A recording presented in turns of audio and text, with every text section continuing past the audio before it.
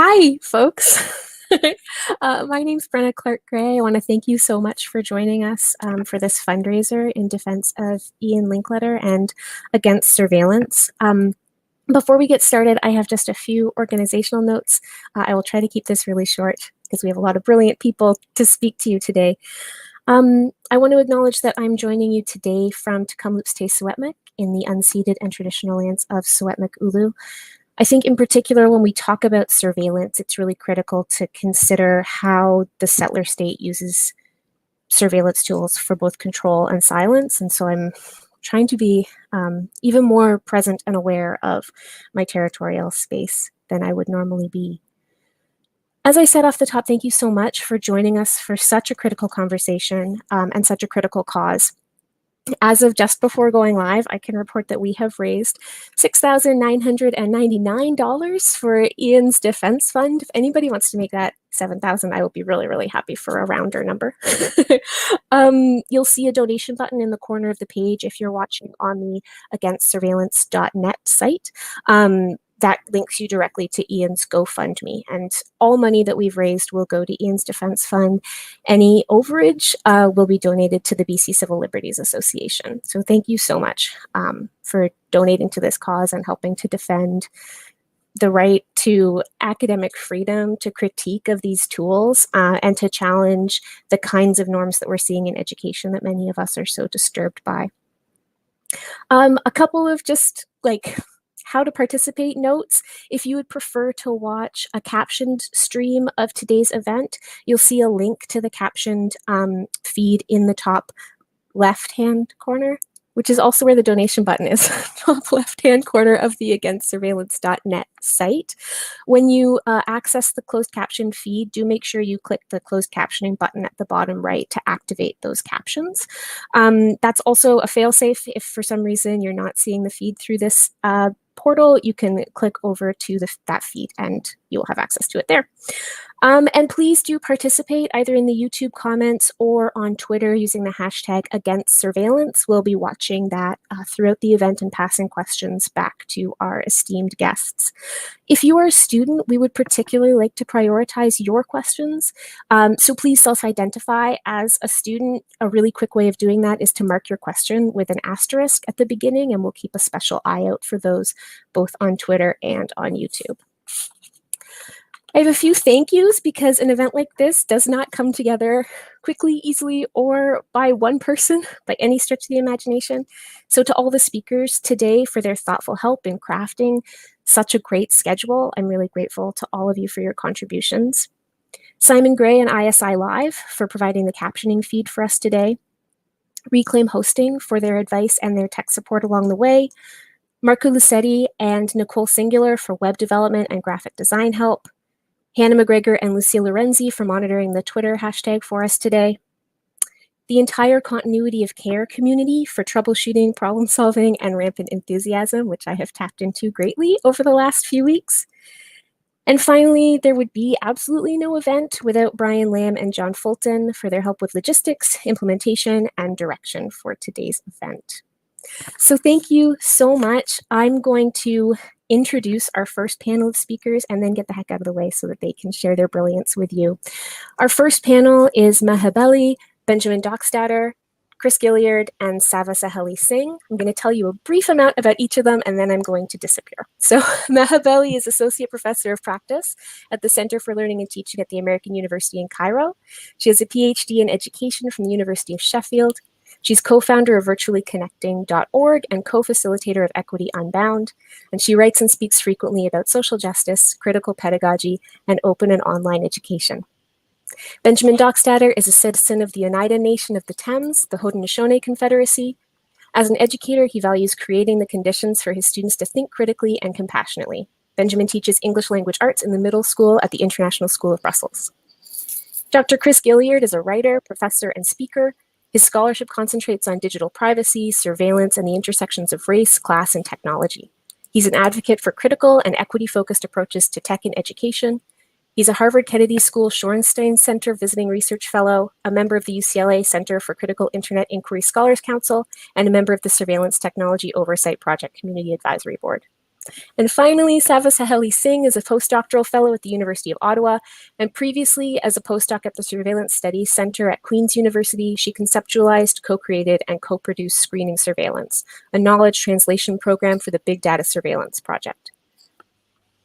Previously, Sava completed her PhD on academic Twitter from New York University's Educational Communication and Technology program.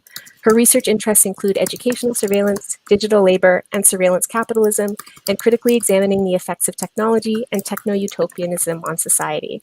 I'm grateful to have you all here, and I'm going to disappear and let you do your brilliance. Thank you so much. Thank you so much, Brenna. Thank you all for joining us. Solidarity and anger. I am hearing an echo, but hopefully this will go away eventually. In this conversation, each of us is going to ask the other a question, and we're all going to go through and answer it. And the first question is about how our positionality influences our stance against surveillance. So I'm going to answer it really quickly and then move on to Sava to answer it as well. For me, I just want to say something just at the beginning. As a child, my mother taught me that ethics was about doing the right thing when nobody's watching. And I feel like surveillance is the complete opposite of that. What are we teaching our children, our young people? That the only reason they need to be ethical is because someone's watching them, and not only watching them in a normal way, but watching them in a creepy way and invading their homes. And also, as a Muslim, when I travel to the West, I know that I can sometimes be surveilled. I'm taken for random checks and things like that. As an Egyptian, my own government surveils its citizens, right? And so to have educational institutions that are supposed to be nurturing ethical citizens, that are supposed to be helping us resist inequality and injustice, be the ones that are using things like exam proctoring, this is to me antithetical to what education should be about. And I also had, of course, I care about also the trauma that students are going through and how this is even adding to it, the anxiety and the stress and people who have internet connections and people who don't have privacy in their homes and all of that. And the last thing related to Ian Linkletter is that I had a run-in with the CEO of Proctorio recently in the summer, where I was asking people what they wanted to uninvent in terms of technologies. And he kept going back and forth with Chris here and with Jesse for a really long time. And then towards the end, he said, oh, I hope Mahabali gives a balanced keynote about this. And so the fact that the CEO of a tech company feels like he can tell me what to say in my keynote, the ways in which tech companies are influencing policymakers rather than educators, this is hugely, hugely problematic. And so I'm going to move this on to Sava and then Ben and then Chris, who are have much more hardline about this than me. Remembering to unmute myself. Hi, Maha. Hi, Benjamin. Hi, Chris. Hi, everybody else. It's really amazing to be here, and I'm so honored to be in conversation with these amazing people. To answer Maha's really important question about positionality, I think about my positionality a lot. The intersections of our identities play out differently within different contexts. And as a researcher in academia, I'm often the only woman of color, the only person of color, and the only queer person of color in a room. And that means I have to carry as much of all of those things as I can and be fair to all of those things as I can. And that's hard to do because I don't contain all of the different aspects of all of those identities. But I am also acutely aware of the multiple privileges that needed to have existed for me as an Indian person to have been able to come to North America to go to graduate school and to continue living here. I'm also married to a white man. We joke sometimes that it's so that I can have access to his white male privilege, but it's not that much of a joke given how often it's been easier for me to have him do something rather than have to deal with the stress of being myself in a situation. It feels gauche to list all my privileges, so I'm not going to, but it's important to think about each intersection of who I am carries with it certain privileges and certain drawbacks, and I weigh each of those against each other in every situation, be it at the local grocery store or in the TSA line. Remember TSA lines? I'm also very aware of my relative privilege in terms of who else is in the room, and where I need to step up if need be. In academia, that is most important when it comes to students and other folks in academia who are more precarious than me. So it's important for me to constantly be reflexive about who I am and where I am. And this isn't as much of an active kind of calculation that I'm doing in every situation, because we've had to deal with it so often. It's very quick, right? We've picked up on what the cues are in terms of like, all right, who am I in relation to this person? How have they responded to a certain thing? Okay, now I know how to do it. And it's instantaneous. We're so used to doing it all our lives that being in any situation, it's very quick to pick up and adapt. And we've had to do that. So as a brown person, I'm also more likely to be noticed while being surveilled. We're all surveilled, let me be clear, but as a brown person, I'm more likely to be noticed. I'm just more noticeable than some, less noticeable than others. But other elements of who I am allow me to push back against or speak out against some types of surveillance. For example, I don't have to be on Facebook. And I am not forced by my employer or my insurance company to include a surveillance device in my life. Owning a gadget or having a smart thing used to be a privilege, and now it's a privilege to be able to opt out of these things. How many Silicon Valley types talk about their children not being allowed screens? Isn't it so interesting? And by interesting, I mean enraging, that the trickle down of technology means that you get more surveilled while I can opt out of it. Makes you think, doesn't it? And so now I'm going to pass it on to Benjamin. Unmute, are we good? Yeah, thank you both so much. It was, I want to echo a lot of things you're saying, add some different elements to it. For me, as an Indigenous person that gets coded white, I'm very conscious of the ways that surveillance does and doesn't affect me, because I don't get racialized in my daily life, especially living here in Europe. I'm on that relatively privileged side of things, and often that will lead me to be more vocal, knowing that I'm not being racialized. I feel like there's an obligation to speak up. Part of what I want to talk about in my positionality is as a teacher of young kids. So I teach kids who are 13, 14, 15, and I remember going to a conference in Germany last year, and Audrey Waters was there too, and we were looking at some of the tech booths, and a lot of these companies were trying to sell software for proctoring exams. And when I said, I don't give exams, I teach younger kids, they were very quick to say, well, we can work something out so we can, give you the kind of tech that will, enact these same practices of surveillance. And so a lot of my positionality, I'm thinking about me as a teacher in relation to my students and the kinds of ways I want to treat them and the kinds of ways I want to make them aware of this surveillance ecosystem. Part of that is that I see the relationship of teaching, and this is something that connects with Indigenous ways of knowing and teaching, that reciprocity is a key part of life. And I think that surveillance undermines that kind of reciprocity in terms of power dynamics. And so reciprocity, I'm live tweeting a bit of this. There's a great book called Braiding Sweetgrass by Robin Wall Kimmerer. And she uses the word reciprocity 91 times, talking about relationships between people and land and the future. And I think that every time we opt for surveillance or extractive technology, we undermine a chance for reciprocity between us and our students. Every time that we have a pedagogical situation where we can be reading it and learning about them and interacting with them and building relationships with them, every time we give up that kind of back and forth reciprocity with our kids and hand it over to systems of surveillance, we lose deep and important pedagogical moments. And so as part of my positionality, I think very much about teaching them explicitly about this. So we just read one of Chris's essays the other day in class, and the good news to report is kids are wise to this. We looked at a short video of Amazon's Ring and talked about the way that it was looking at public space, and are there legal things you might be doing in public space that you don't want caught on your neighbor's camera? And they were very much all over that. And one of them very quickly compared it to the kinds of surveillance that you might see in prisons. So that's a bit about where I am and where I'm coming from, and I'm really excited to hear what Chris has to say. Thanks, everyone. It's a pleasure to be here. And again, Benjamin, thank you. I mean, it's a real thrill to know that young people are reading my stuff. And I wanted to build on what you said. I mean, I think one of the things I try to do in my work is I try to remember, first of all, what it was like to be in K through 12 or what it was like to be in college.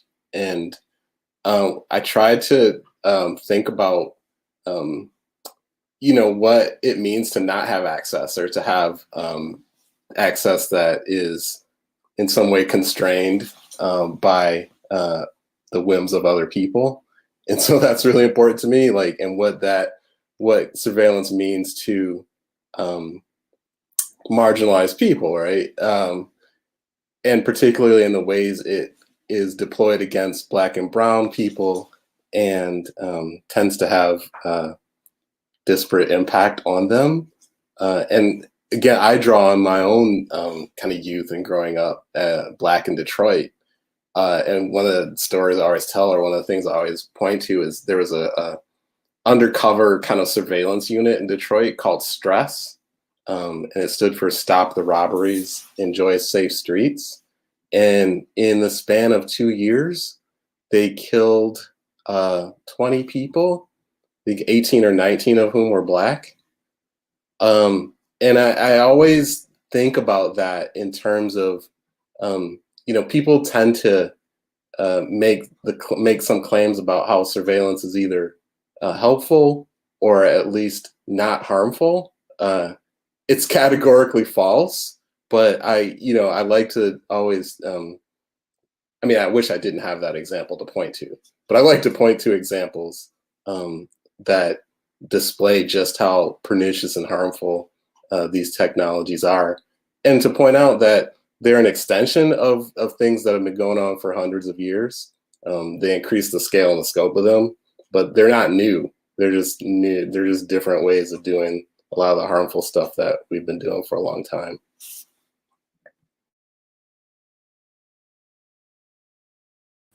Thank you, everyone. And I think that sort of gives a lot of different perspectives on this topic. And speaking of things that people use in their classes, I use Seva's films from screening surveillance in my class, and we're about to show you black sites. So John is going to cue that up. I'm not really sure how that's going to happen, probably magically.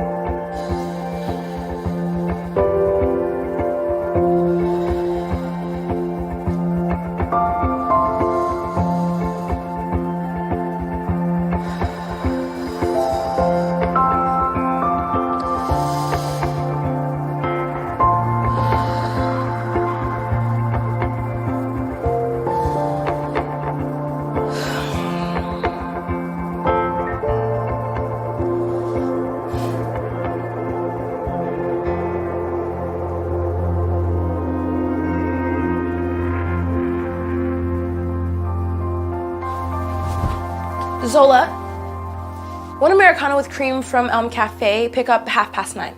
Americano with cream has been ordered from Elm Cafe for 0930 hours.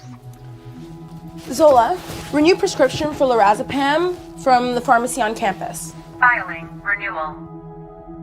Your request has been denied. Calling Dr. Bontet. Hello, Jay Didiero. Your emergency appointment with Dr. Bontet is at 12:30 p.m. today. To confirm this appointment, say confirm. Confirm.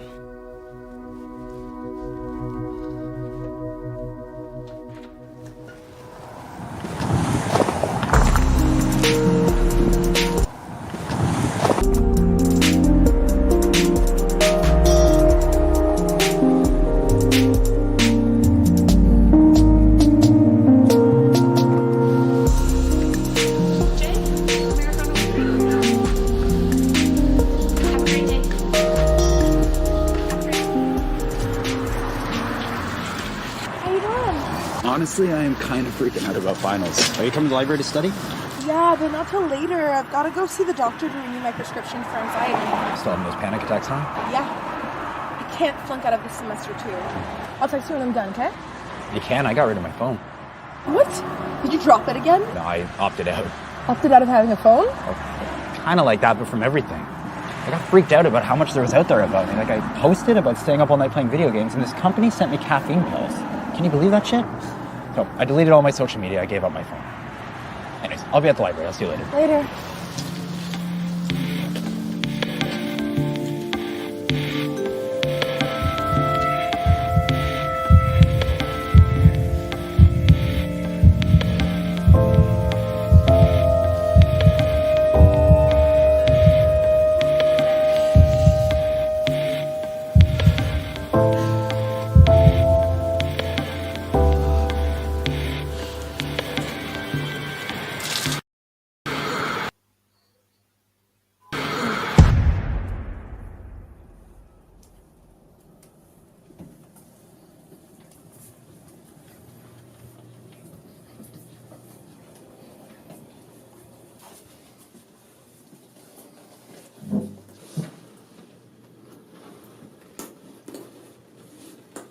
Hello, Jay.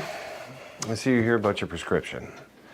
You were flagged as non-compliant for drinking while taking lorazepam. What? Why? I don't understand. The system indicated that you posted a photo of wine you'd been drinking, and you were warned about drinking and taking lorazepam when you signed up. You're tracking my social media? We make it a policy to keep an eye on our patients. We just want to make sure you're not doing any harm to yourself. I never agreed to that. Actually, you did. Look, we talked about this. Okay, even though you're non-compliant, I can set you up with a prescription at full cost. I can't afford that. I'm a student. Okay, let me see what I can do.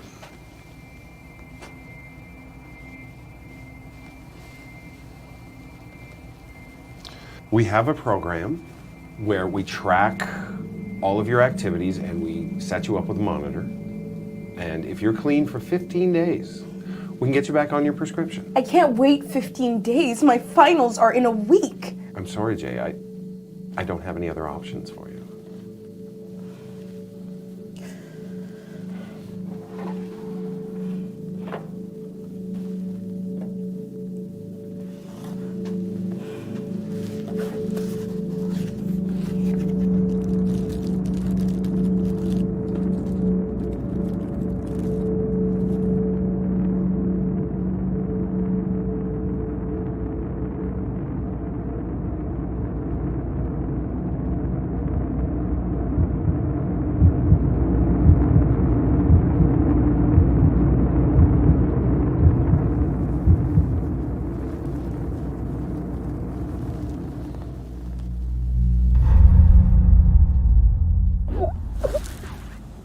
They refused to give me my prescription because I had one glass of wine.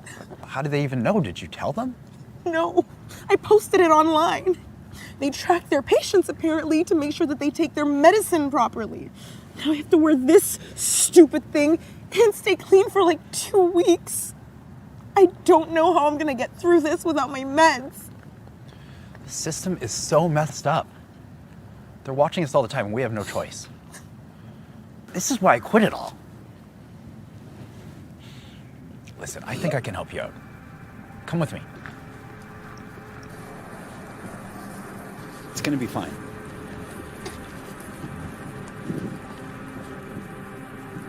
Don't worry, we got this. You'll have to turn off your phone before we go in. They have to keep moving locations.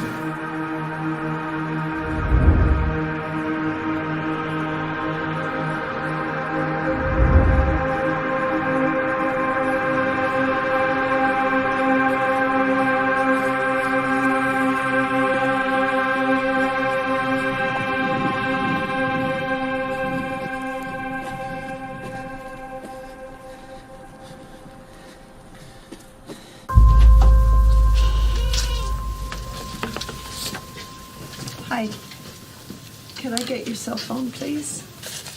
Thanks. I'll put it in here and you can get it on your way out. Just take a seat, please.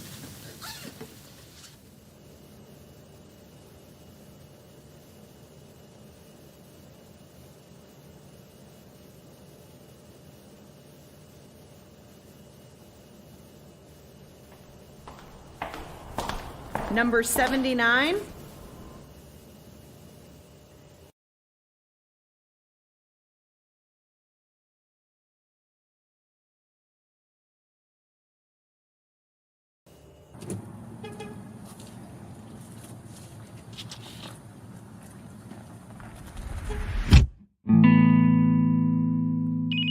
Call from Dr. Bontet.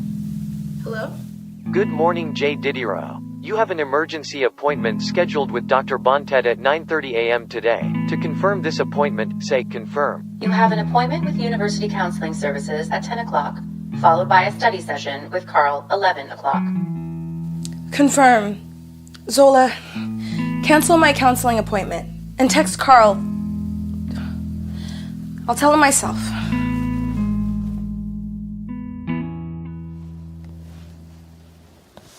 Hey, Doc. Got some good news for me? Good morning, Jay. I've called you here this morning because of some concerning behavior we've noticed. What is it? I haven't had anything to drink, which you already know because that damn thing goes off all the time, even at night. The system reported lorazepam in your blood, and we know it didn't come from us. Wait, how do you know that? You're only monitoring my blood alcohol levels. We monitor all activities, including other substances in your system.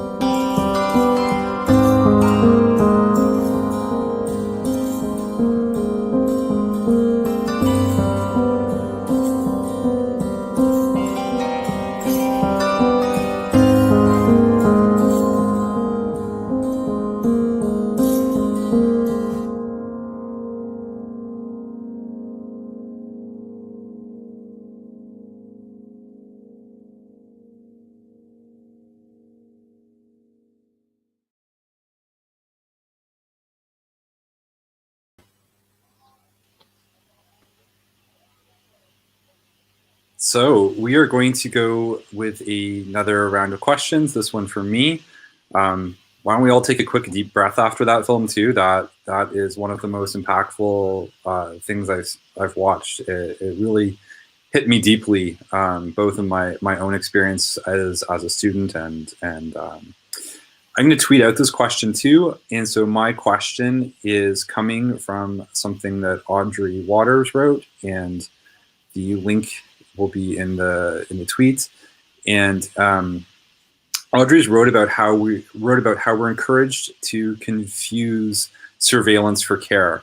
And so my question is about how do we as educators help to make our students aware of the differences between surveillance and care, make other faculty we teach with aware of these differences, and bring these differences to the forefront in this system where we're encouraged, as Audrey Waters says, to confuse the two. And so first we go to Saba.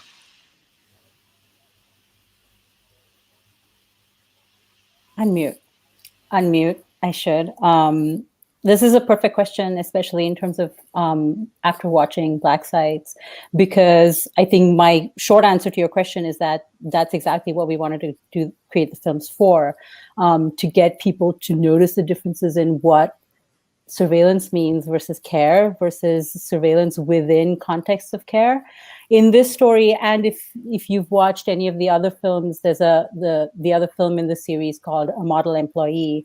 In both films, the protagonist has people in her circle that care about her and that about each person and care about them and look out for them. And in this film, for instance, her friend Carl really wants to help her, right? And he takes her to a Black site to help her get meds because she needs those meds to survive school. And what ends up happening is that whole cycle starts everything else going wrong for her. And so in a weird way, within that context of care that he's tried to help Jay, he's inordinately brought harm to her, and he didn't intend to, right? And I think that's another aspect of care versus surveillance that we have to think about, which is if I'm helping this person, what are the consequences of this action for that person? Because nothing happens to Carl. He's moved on with his life. He's not there at the end. She can't even reach him because he's gotten rid of his phone.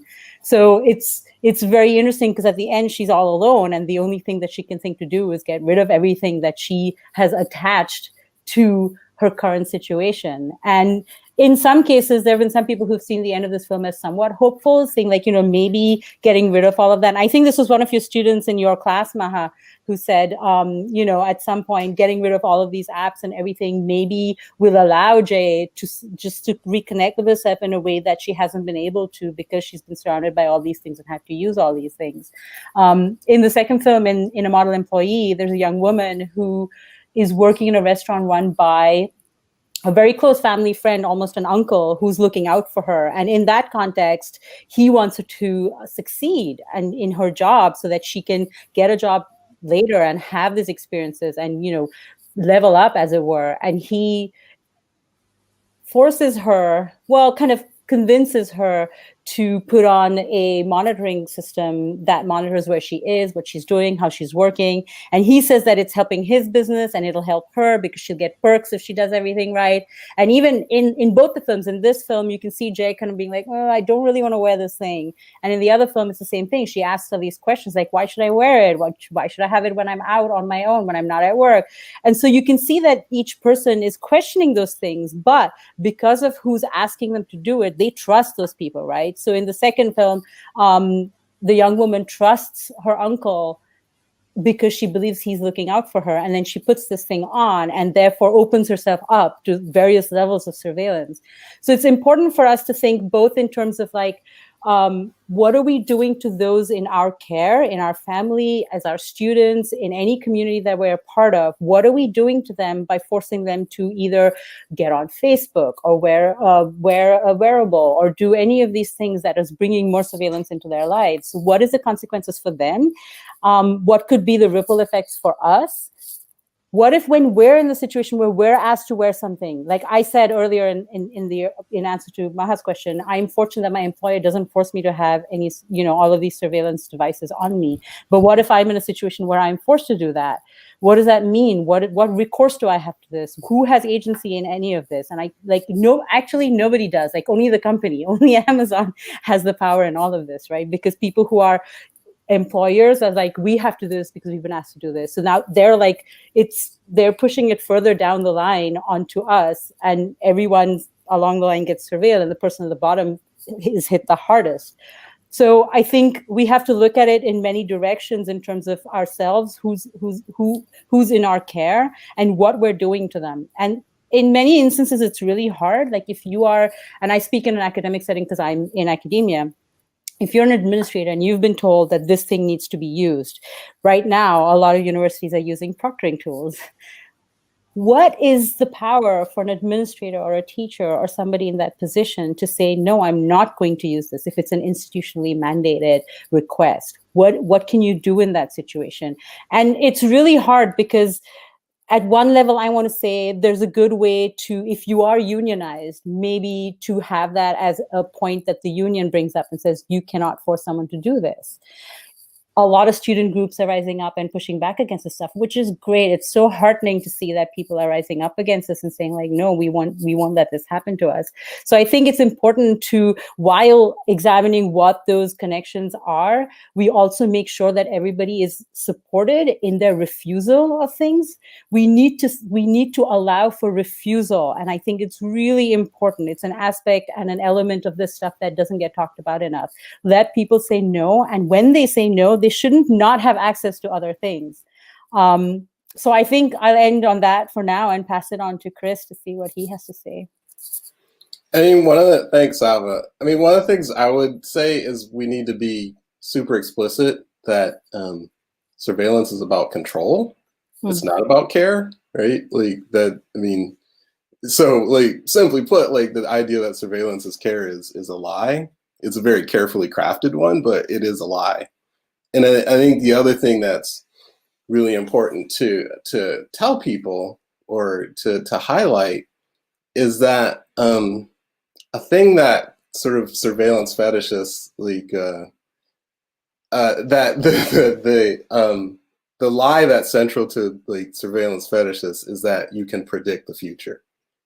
Right now, if someone came to you with like a deck of cards or a ball, magic ball, and said they could do that, we would rightly kind of say that they can't, right? But now they come to us with AI and algorithms, and people believe them all of a sudden. But the problem is, sorry, my dog is in the background.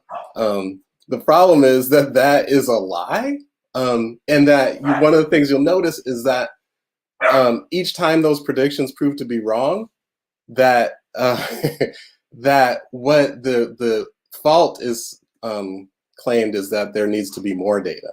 So it's always that more data is going to somehow produce a more perfect prediction, but it's never true. It can't be true. It's actually not possible. And I think that we need to point these things out and highlight them.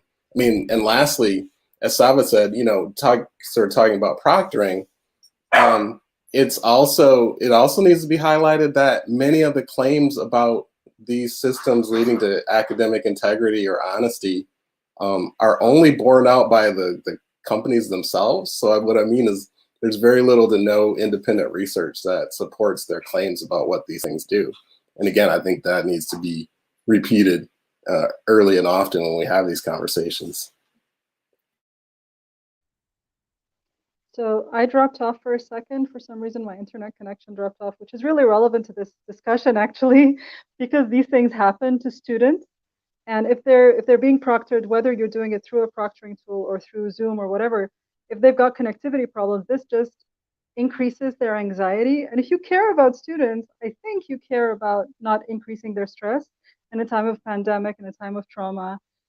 The stress of being watched in itself, in general, it's very different than being watched in person. So, I mean, there are issues with that too, but it's not the same as this being recorded while you're doing something where someone can play it back.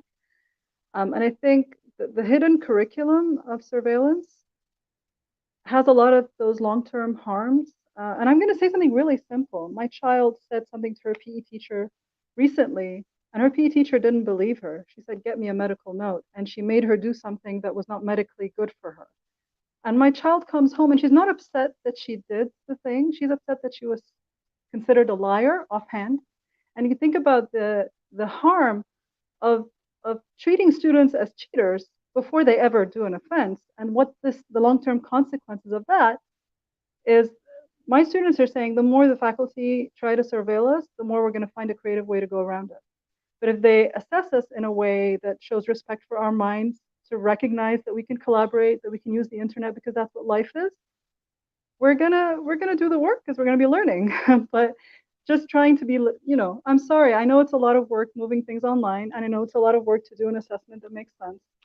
But that's kind of what you do when you care, is you try to do that work, put the effort into that rather than putting the effort into catching students and trying to catch them. So that's my take on it.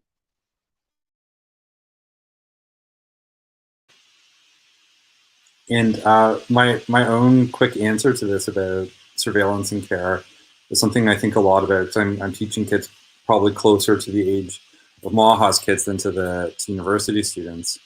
And I try to be really explicit with students about ways that they can opt out and ways that they are parts of systems of surveillance. So, for example, I tell them that, teachers have access to a dashboard that will let them see everything in their Google Docs, and so if you want to keep things private, then you need to put it somewhere else.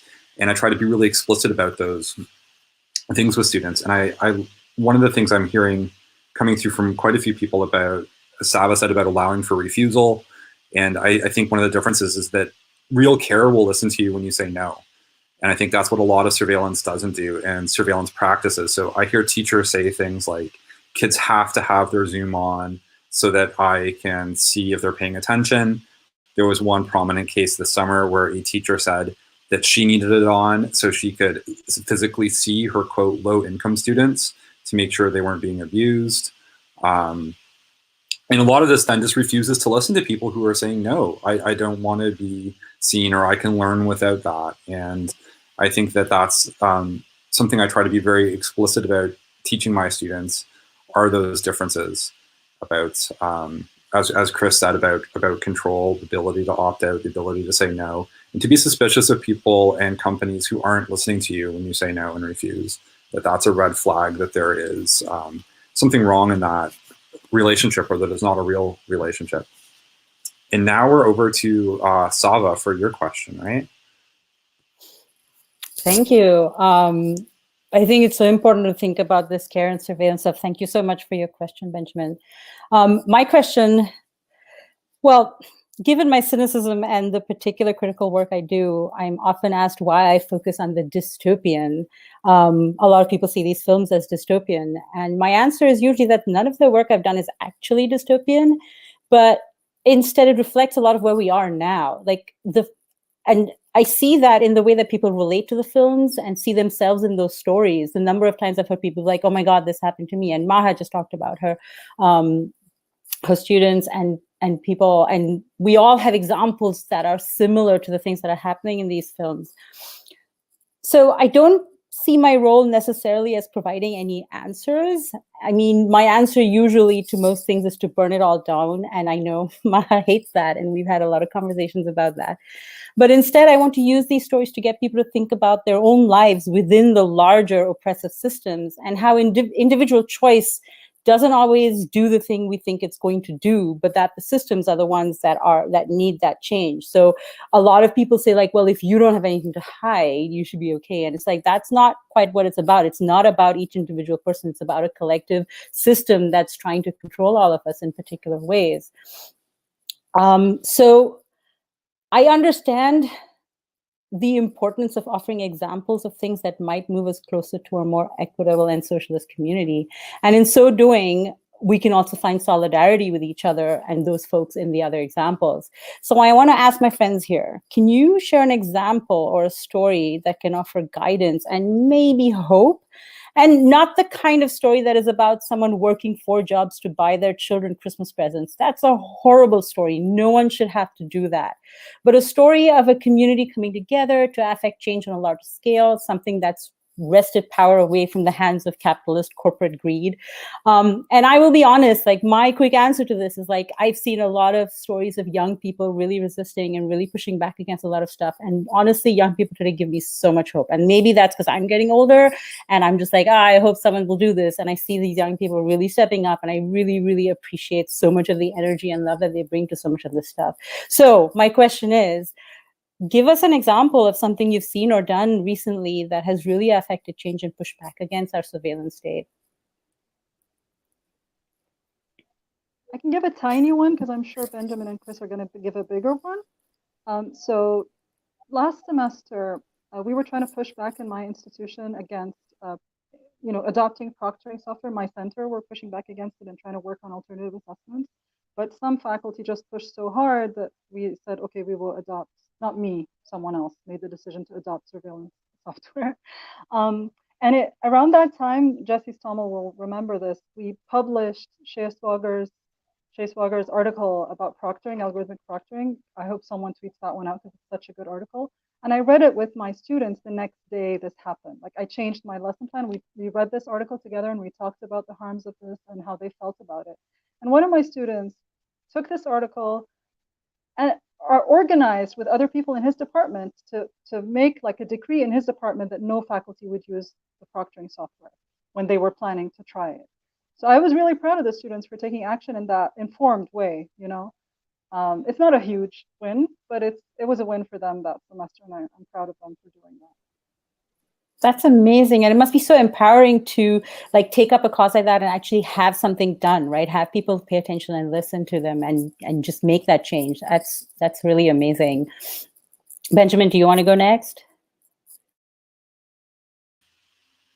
Sure. A lot of the stories I've been trying to read and learn much more about are a lot of the indigenous movements of resistance against surveillance, and they continually give me hope, and they have been ongoing. And I think that is one of the things that often gets written out of indigenous histories is that it's the narrative that indigenous people are gone, and or the resistance gets written out of the narratives. And so a lot of the contemporary movements that are pushing back against surveillance and at the same time against colonialism and capitalism, that they trace roots back to hundreds of years in resistance movements.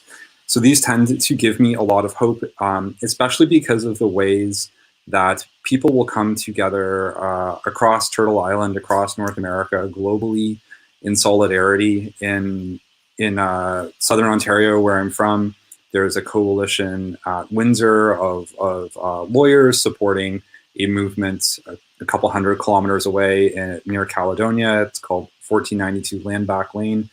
And the ways that these movements are organic, grassroots, and interconnect, and it's real activism on multiple levels. They're often led by teenagers and elders, and I think that is a rare thing to see, that kind of solidarity. And again, I'm tweeting out some further things to read about it. I'm not the person to take you in full detail through each of the movements. I'm not the person on the front lines of this at all by any stretch. So I'm trying to tweet out some of the examples of people who are, so you can listen to them. And in Canada, I know this is particularly these movements are met with increasing levels of surveillance and prosecution. Much like here, how Ian Linkletter is being sued and needs to get legal funds. The same thing happens, and there's a similar strategy of targeting individuals, of trying to pick off individuals, and it's usually leaders of movements, and in cases too, journalists. So journalists who have gone, indigenous journalists who have gone to tell the stories, then get targeted by police and by surveillance and get prosecuted for doing the basic journalistic job. And I think that is the whole irony of surveillance, is that from the point of view of the police, they can watch everything on drones, but if an indigenous journalist shows up and wants to report it, they'll get charged. And so, yeah, I tweeted out a few links to movements like that give me a lot of hope. And we're over to Chris. Hey, yeah, thank you. And I just wanted to quickly point something out that about the previous question, which is, I think instructors and educators will widely understand that surveillance is not care when it's deployed against them. And if for no other reason, right? I mean, this is a point I try to emphasize is that if there's no other reason that would dissuade you from these systems, it should be again widely acknowledged that it's not only that they're being deployed against instructors now, but that practice is likely to increase in the future. And so, yeah, I just wanted to point that out. But in terms of your question, Saba, I know that this is a weird thing to say given how time flows. That in the last 8 months either seem like they've only lasted a couple of weeks or several years of our lives. But one of the things that kind of gives me hope is to think about how recently the idea of abolition of certain technologies, right, and of certain policies or of certain institutions has become a very real talking point. That for so long, if we look at like the discussions about facial recognition, people would use the phrase, which I don't like, but so I'm sort of quoting what other people would say, that the genie is already out of the bottle. And it, I mean, if you read the stories, you know that a lot of times the genie goes back in the bottle. It's already like and so we've got to, so that's where I draw hope. And it certainly, as other people have said, that so many of these things are led by young people and students, that so much of the pushback is from students. And for years, we've been gaslighted by people telling us that students don't care about this stuff. And we know now very clearly, more so than we did before, that that's not true. Very much so. Thank you, everybody, for your answers. And I think, talking about how hopeful we are that young people are stepping up for this, I think it's important for those of us who are able to create spaces for support for them as well, to like reach out to the young people in their lives and say, like, listen, if you're doing stuff and you need help, I'm here to help you. How can I do that? And this goes back to our very first question about positionality and privilege, and who we are in context to people who are refusing or fighting or doing all that stuff, and how we can support that. So I think gathering those of us in the academy, for instance, if faculty and other folks can get together and really just show up in support for students who have to deal with this stuff. And I think the other thing too is like, it's coming for us eventually. A lot of people say like, well, it's not happening to me right now, why should I bother about it? It's coming for you. Like, really it is. It's already there and we don't even think about it anymore. I think Chris pointed out that in Black Sites, there's a moment where she hands over her phone to be put away in a Faraday pouch, but she forgets to hand over her hand monitoring device. And it's like, right, there's more than one thing that's tracking us at all times, and we don't always pay attention to that stuff. And even in that film, she has a voice assistant. This is also something that Chris pointed out, and we take that for granted in the film. Not a lot of people have pointed that out. So it's just like also understanding that there are many, many, many different things that are surveilling us at different times, and what are all those things, and how are we protecting ourselves and supporting other people to push back against those things. And I think that's me. I think Brenna's gonna join us to share some of the questions she's been curating. Thank you so much, Brenna, for handling that. Thank you guys for your fantastic questions. And I think John's going to flag them as they come in. A question that came up, I'm going to start with the two questions we've had come in from students. So the first one is a student who actually asked the question both on Twitter and on our email feed, which is, grappling with my orientation to ed tech within an abolitionist framework. My question for the panel: where do you situate yourselves and your work in relation to the carceral state? And then she also expands to include capitalism and colonialism in an expansion to that question. My answer is very short. ACAB, always ACAB. I think abolition is very important, and I would encourage everyone to follow Mariam Kaba's work. She's at Prison Culture on Twitter, who does amazing work, and just I'm always so inspired by the stuff she's doing, and I've learned so much from just following her on Twitter and reading the stuff that she does. And I think abolition is very important. There have been movements on universities where they're asking for no cops on campus, and I really support all of those efforts. I mean, I'll jump in. I mean, I'm on record as saying, I'm not the only one certainly, but that ed tech is carceral tech. You know, often they're the same companies. They have the same policies. You know, they have the same end goal. And so to the extent that, you know, again, like I think it's really important to talk about tech that shouldn't exist or tech that we should dismantle and get rid of. You know, whether that's ankle monitors or, you know, remote proctoring. I think they run parallel to each other, and again, like often they're exactly the same thing, and I think we should say that. Any other thoughts on that question? Okay, we've got another great one. Came in from a student leader at UBC who sent this one in via email.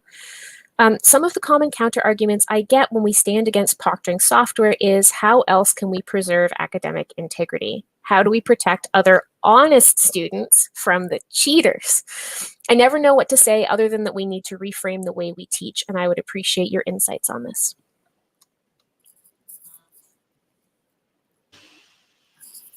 That's one I'll jump on right away. It's such a bullshit premise. Like if you look at what real academic work looks like as you move up, you're always doing things in relation to other people, and you just need to teach kids how to situate their work. And I think that's the work of pedagogy is to do that.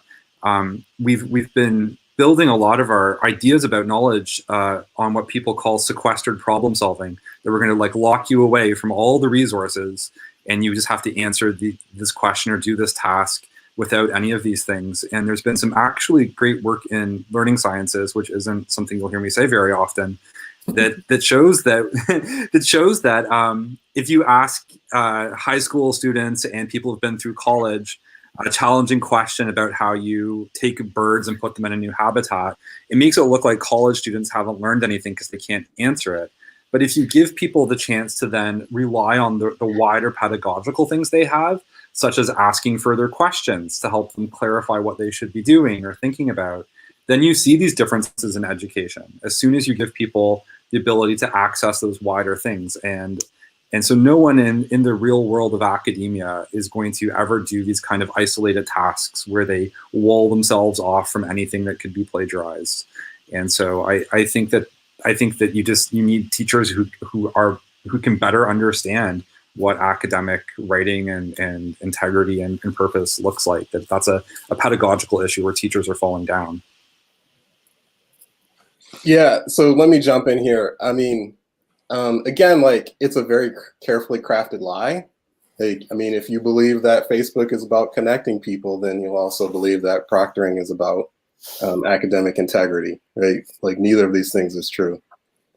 But the other thing I would point out is, you know, I would ask people, like, what level of invasion and harm is worth whatever you're thinking of as academic integrity? I mean, there are terrible, terrible examples of people having panic attacks or having to shine bright lights in their faces or having, you know, remote proctors say creepy things to them, or people having to, you know, relieve themselves in bottles so they don't have to get up from the chair, on and on and on and on, right? So like, let's get this out of the way. Like there's little to no evidence that these companies do what they say they do, that they maintain integrity. But even if for some reason you want to accept their lie as the truth, right? If you want to accept their framing, like what level of harm would make you say, oh, okay, well, maybe we should think about doing this differently? And for me, like that, the harm that's been proven over and over and over again, that in itself is enough for me to say, like, we should think about doing something else. I think a couple of things I wanted to bring up was, one, it's so weird to call people cheaters without looking at why they may resort to cheating. And I think it's very important to be like, okay, why does this person feel the need that they need to cheat in order to succeed at whatever task you set them to? And that should answer your question in terms of how to structure your work and your teaching and your pedagogy in order to not get people to even think about what cheating is. Like, it's so weird that so many of these things are aimed at controlling cheaters, when rather than being like, all right, how do we make this a really good learning experience for them, and how do we really get at what they're learning? So that's one thing. And just to echo what Chris said, the line that seems to be drawn about where we're drawing the line seems to be shifting every day, and it's very, very unnerving to watch that. And like Chris was giving all these examples. There was one example I remember of a young woman saying that she had to take a photo of her lap in order to take a test. And to me, that's like you're asking a young person, a young woman, to take a photo of a part of her body that's now going to be owned by a company. And she's at a university, and universities have things like Title IX in the US and other places, which is like, you're trying to protect people in these situations. And if you're saying that, take a photo of your body, young woman, and send it to me, and so that I can, verify this, or you have people who sit there and watch other people take exams. And it's just like, we cannot normalize these things. These are not normal things. They really aren't. And I think we really need to be pushing back strong and hard against these things. And I'm really glad that we're doing this particular teaching and this particular event to raise that awareness a little bit more and, get people to be enraged. I think it's important to be angry and to push back against this. Anger is useful, and it brings change, and we should all be angry. Yeah. And I think every time we talk about academic integrity, we need to ask ourselves what it is we're really talking about. What's our purpose? What are the values? Because catching something is not solving the problem. That's not the root of the problem. It's not the cause of the problem. And all the things that you would do to promote academic integrity that does not involve surveillance is probably better pedagogy. And so, for example, this is not the same as proctoring, but Turnitin.com teaches students about plagiarism in a technical way, as if it's a technical thing, whereas you should be working on explaining to them the values behind attribution and the importance of being proud of the originality of your work. We're teaching it the wrong way around, and so what they're getting out of it is, oh, so I need to just not get caught. Again, that kind of problem. And I think I don't know if this is the same question we're asking, but I know someone was asking, when people say, how do I maintain academic integrity? Every time I've worked with a faculty member to help them think about how they might modify their assessments so that they're more, I don't want to say more difficult to cheat, like they're authentic learning experiences that students will want to do on their own. They always end up happy because they realize that they're assessing something more valuable than what they were assessing before. So it's also about what's the learning experience. So you make your choices about your values, and then you figure out how to do them. You don't just say, this is the easy way out, I'm just going to do it even though it's not perfect. You start with what's the most important value? What's the most important thing you want to do or want to avoid? Don't go there, So we've had one more student question come in that I'm going to just sneak in ahead of some of the other questions we were fielding. Came in from Twitter, from Sinead Doyle, and she asks, is what we saw in the film an example of what's happening in the world now, or an example of where you see things going? And I think I said this when I was asking my question about why people ask me why these are so dystopian, and that's exactly right. It is happening now. There are already insurance companies and other places that are like, unless you have this wearable and let us track everything you do, you're not going to have, a lowered rate of coverage, as in the money you pay. So they're doing that in terms of incentivizing people and saying, like, you don't have to pay as much if you wear this thing and we can track you all the time and stuff like that. So that stuff already exists. I think the larger issue of how all of these systems are interconnected is also already exists. Her social media was being monitored, and that's also already being done, both at institutional levels, in terms of like tracking academics and what they're saying, in terms of students and tracking what they're doing and saying, in terms of companies tracking you and doing that, in terms of, I don't know, like, governmental agencies tracking you and stuff. So I think all of the things depicted in all of the films are happening right now. And what the films are trying to do is make that more explicit in terms of how those things are connected and how they can affect you. So it's a bit dire, and I should have, I apologize for not kind of, before the film played, for not warning everybody and saying this is a bit dire, so hang in there. But yes, these are things that are happening right now. And that's the thing, all of these films feel like they're near future, and they are, but also are they? There are more people than I can tell you have told me how close these things resonate and reflect their lives. So sorry, that was a long way of saying yes, it's for now. Yeah. Oh, it was good. Does anybody else want to jump in on that question about the film before we move on to others? It's here now. I mean, there's just an article today about tech companies that are becoming life insurance companies.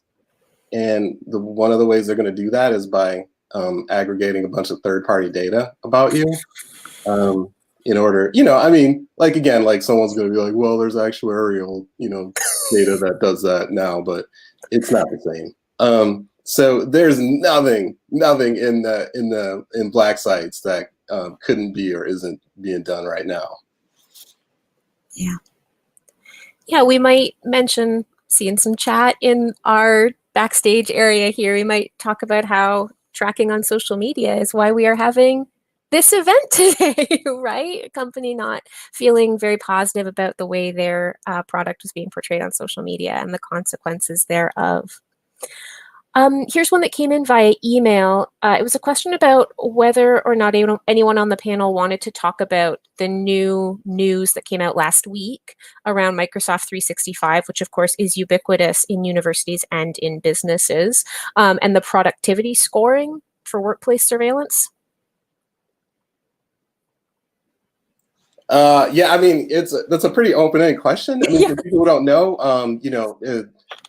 a really great researcher named Wolfie Crystal kind of pointed this out, and a lot of media picked up on it, that there's a productivity score that Microsoft offers that is pretty clearly a surveillance tool. And it turns out, right, that Microsoft even has a patent out, right? Patent doesn't necessarily mean that it's going to make the product, but it has a patent out that's going to do things like track people's biometrics, their facial expressions, the temperature of the room, and all these other things in order to assess how well a meeting went.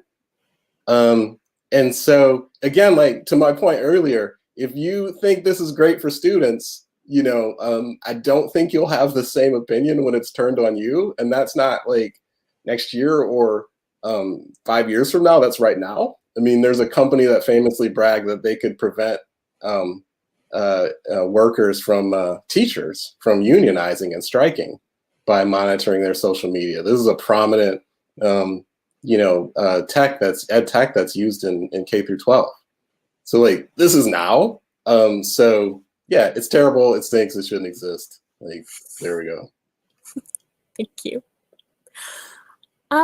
Here's one, and it's one that I think about a lot. I was pleased to see it come through the chat. Now, we've had such an active conversation in the comments that we've lost the ability to pull older comments forward into the video screen, so I apologize for that. But the question was, a lot of our higher ed organizations are hosting conferences that are sponsored by surveillance tech.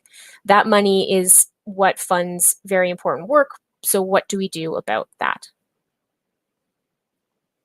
That's a really rough question. I need to tell two stories. Go for it. The first story is Autumn Keynes, Michelle Pacansky-Brock, and I'm sorry that I'm forgetting her name now. And I were giving a session, not of a huge conference, but of a small conference that I was later keynoting a larger conference of. And that small conference, we discovered that one of the proctoring companies was the sponsor, a little bit too late to do anything about it. And the person came in late. And then he spoke in the middle of our session as if he's a normal person. I'm sorry to say as if he's a normal person, because of course he's a human being. But he spoke without mentioning his affiliation and sort of advertising for the company in the midst of a session that was about care. And can you imagine like that kind of, it's one thing to throw their money and that the organization that was organizing the conference to take that money, but to put them to sponsor a session about care and to allow them to speak. And we later talked about how big of a mistake that was, but there were students in that session. They were like, what's going on here? And they were trying to frame what Melody Buckner, thank you, Michelle. She told me on YouTube. And at the end, they were trying to frame what they were doing as giving agency to students. And of course, there's nothing related to agency about what they're doing. They're even sort of, hijacking this kind of space to try to sell what they're doing as working with what we're doing. And so I'm not the person who's responsible for funding these kinds of things. And I empathize with people who need to get the money to do these things. But for my other keynote, I spoke to the organizers and they removed the proctoring company from at least sponsoring my event. Because a lot of EdTech conferences have people who are differently valued. They don't have the same values as me.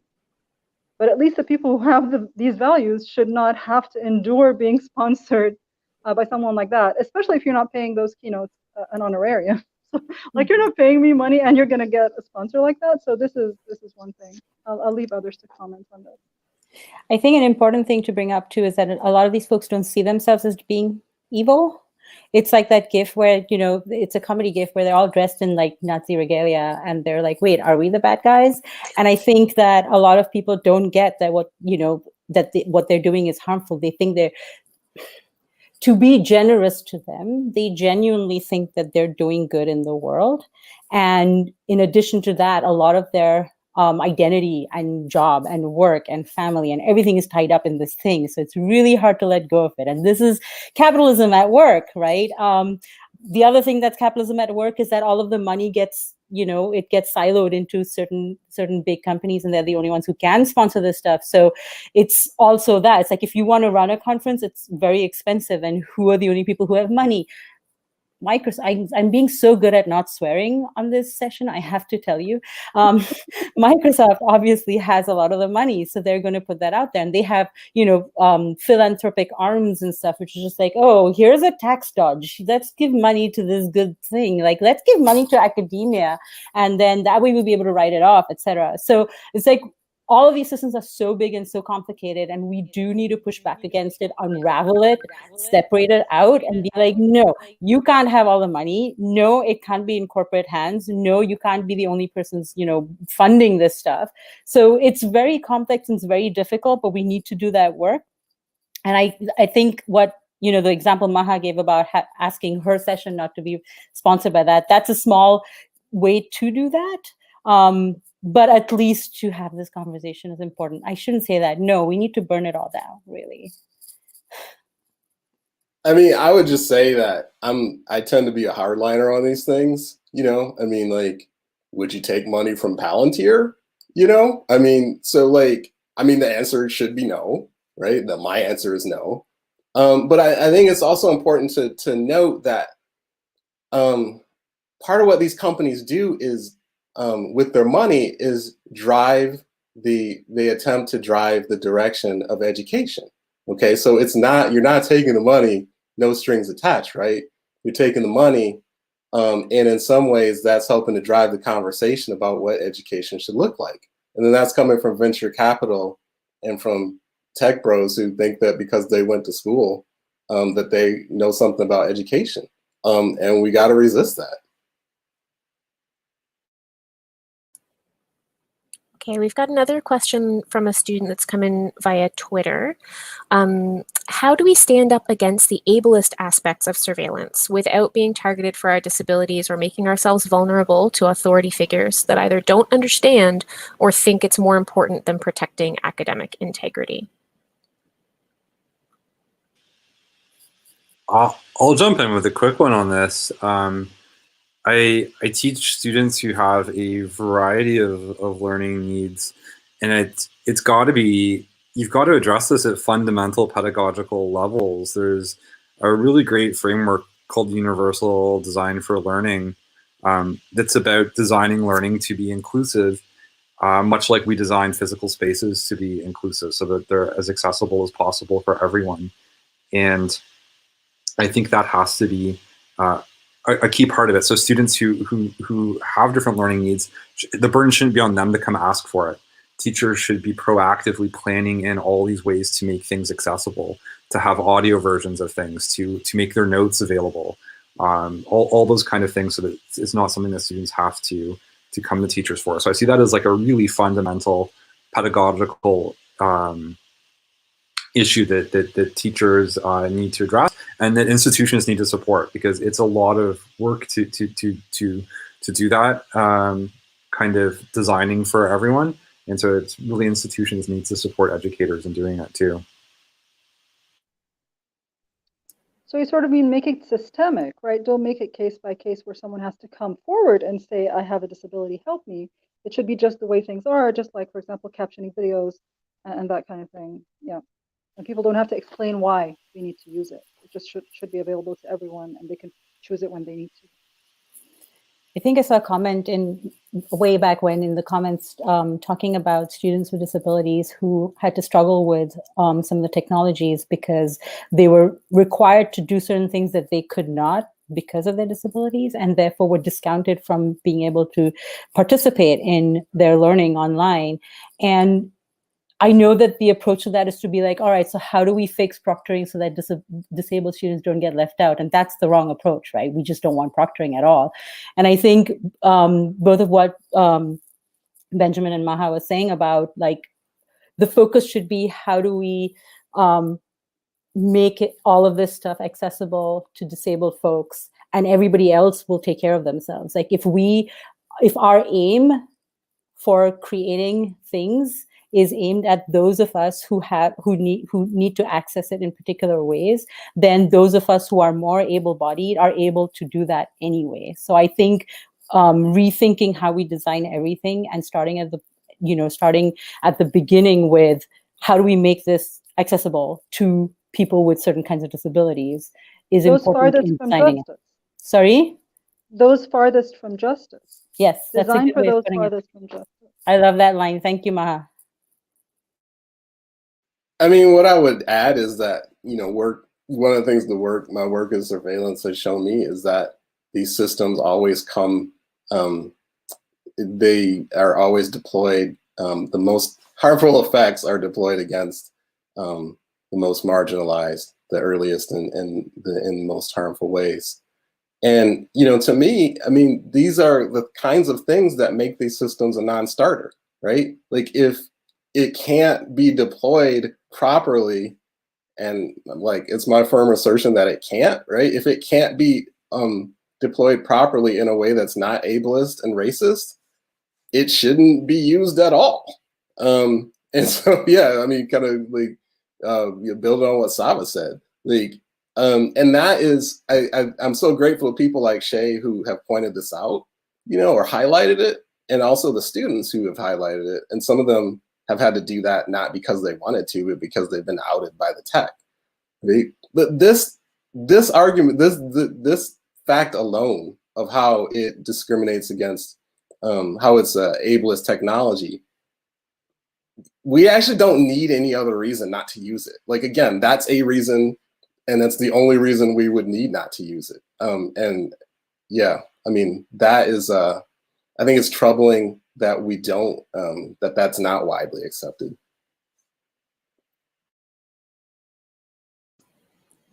I think that's a pretty phenomenal place to end a pretty phenomenal panel. Sava, Benjamin, Chris, Meha, thank you so much for all of your thoughts, for joining us here today. There's a lively conversation going on the hashtag, which I know you will all find and participate in, I'm sure, and in the YouTube comments. So I'm going to say thank you, and I'll introduce our next speaker. Thank you so much. Thank you. Okay, so our next speaker is Jessie Stommel. Jessie, I'm going to give you a little introduction, and then I'll let you do your thing. Jessie's co-founder of the Digital Pedagogy Lab and Hybrid Pedagogy, the Journal of Critical Digital Pedagogy. He has a PhD from the University of Colorado Boulder. He's co-author of An Urgency of Teachers, the Work of Critical Digital Pedagogy. Jessie is a documentary filmmaker and teaches courses about pedagogy, film, and new media. Jessie experiments relentlessly with learning interfaces, both digital and analog, and his research research focuses on higher education pedagogy, critical digital pedagogy, and assessment. And I'll get out of the way and let you do your thing. Thanks so much for being here, Jesse. Thank you. It's good to spend some time with you all this morning, afternoon, evening, wherever you are.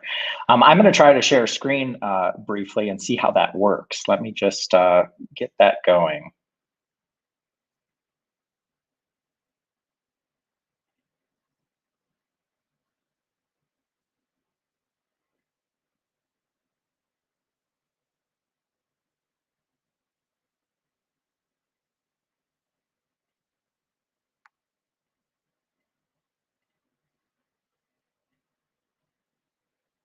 Okay, there we go.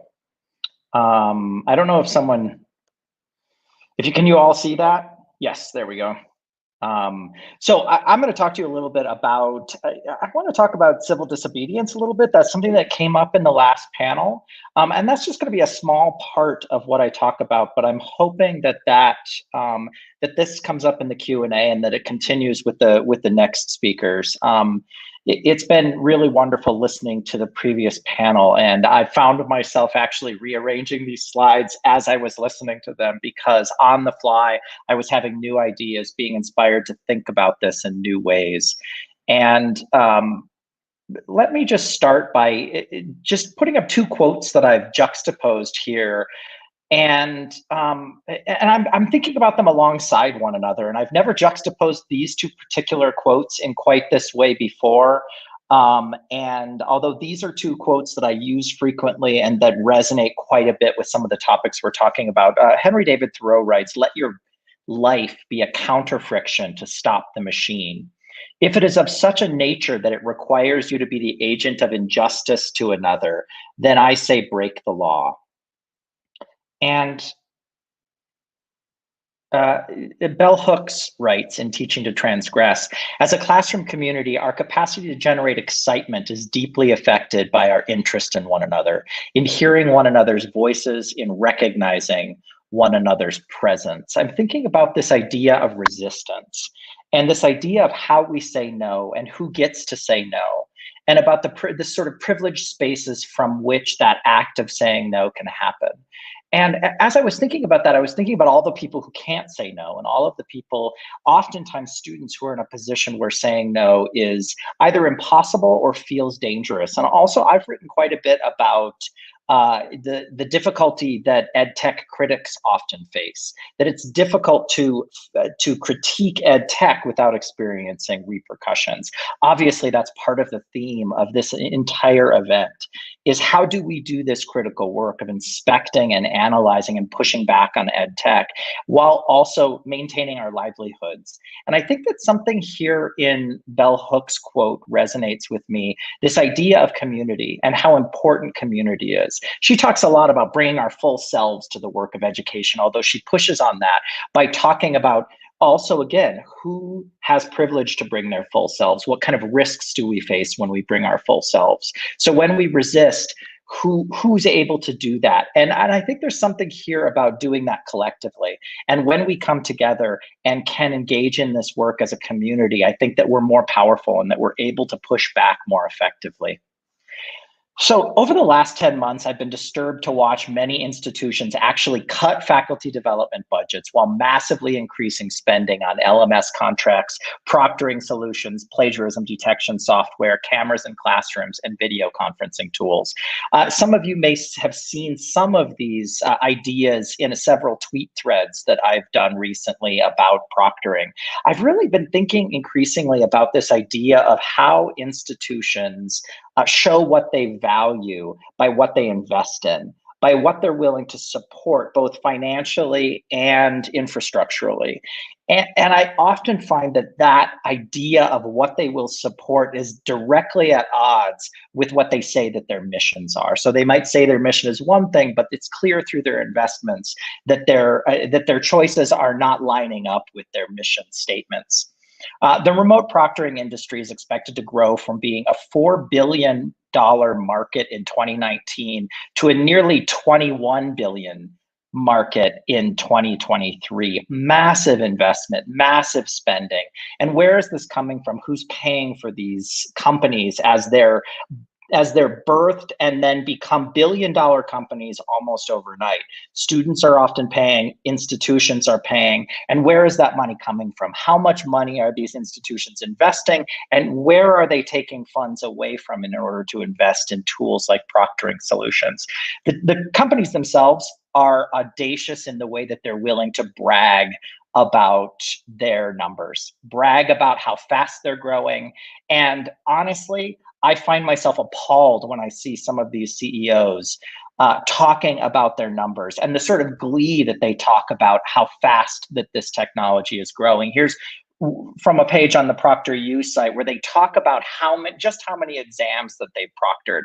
And every single one of those is an actual set of human beings who's engaging with that exam on the other side. And yet they talk about it as exams, reducing this to the transaction of this set of exams that these students are engaging with. Most of our assessment mechanisms in higher education don't assess what our institutions say they value most.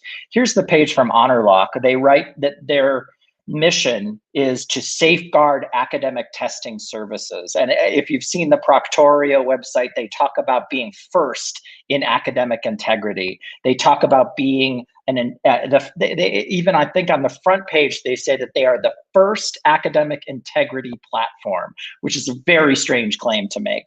HonorLock here writes, your audience is watching. Prospective students, accrediting bodies, and candidate employers want to know if your university's degrees are academically sound.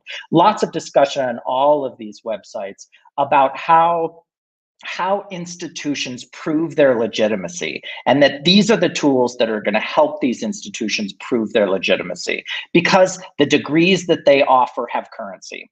And the students who get those degrees, they can spend that currency with increased wage growth over the course of their lifetimes. This is sort of the dream that these tools like HonorLock and Proctorio and ProctorU are selling.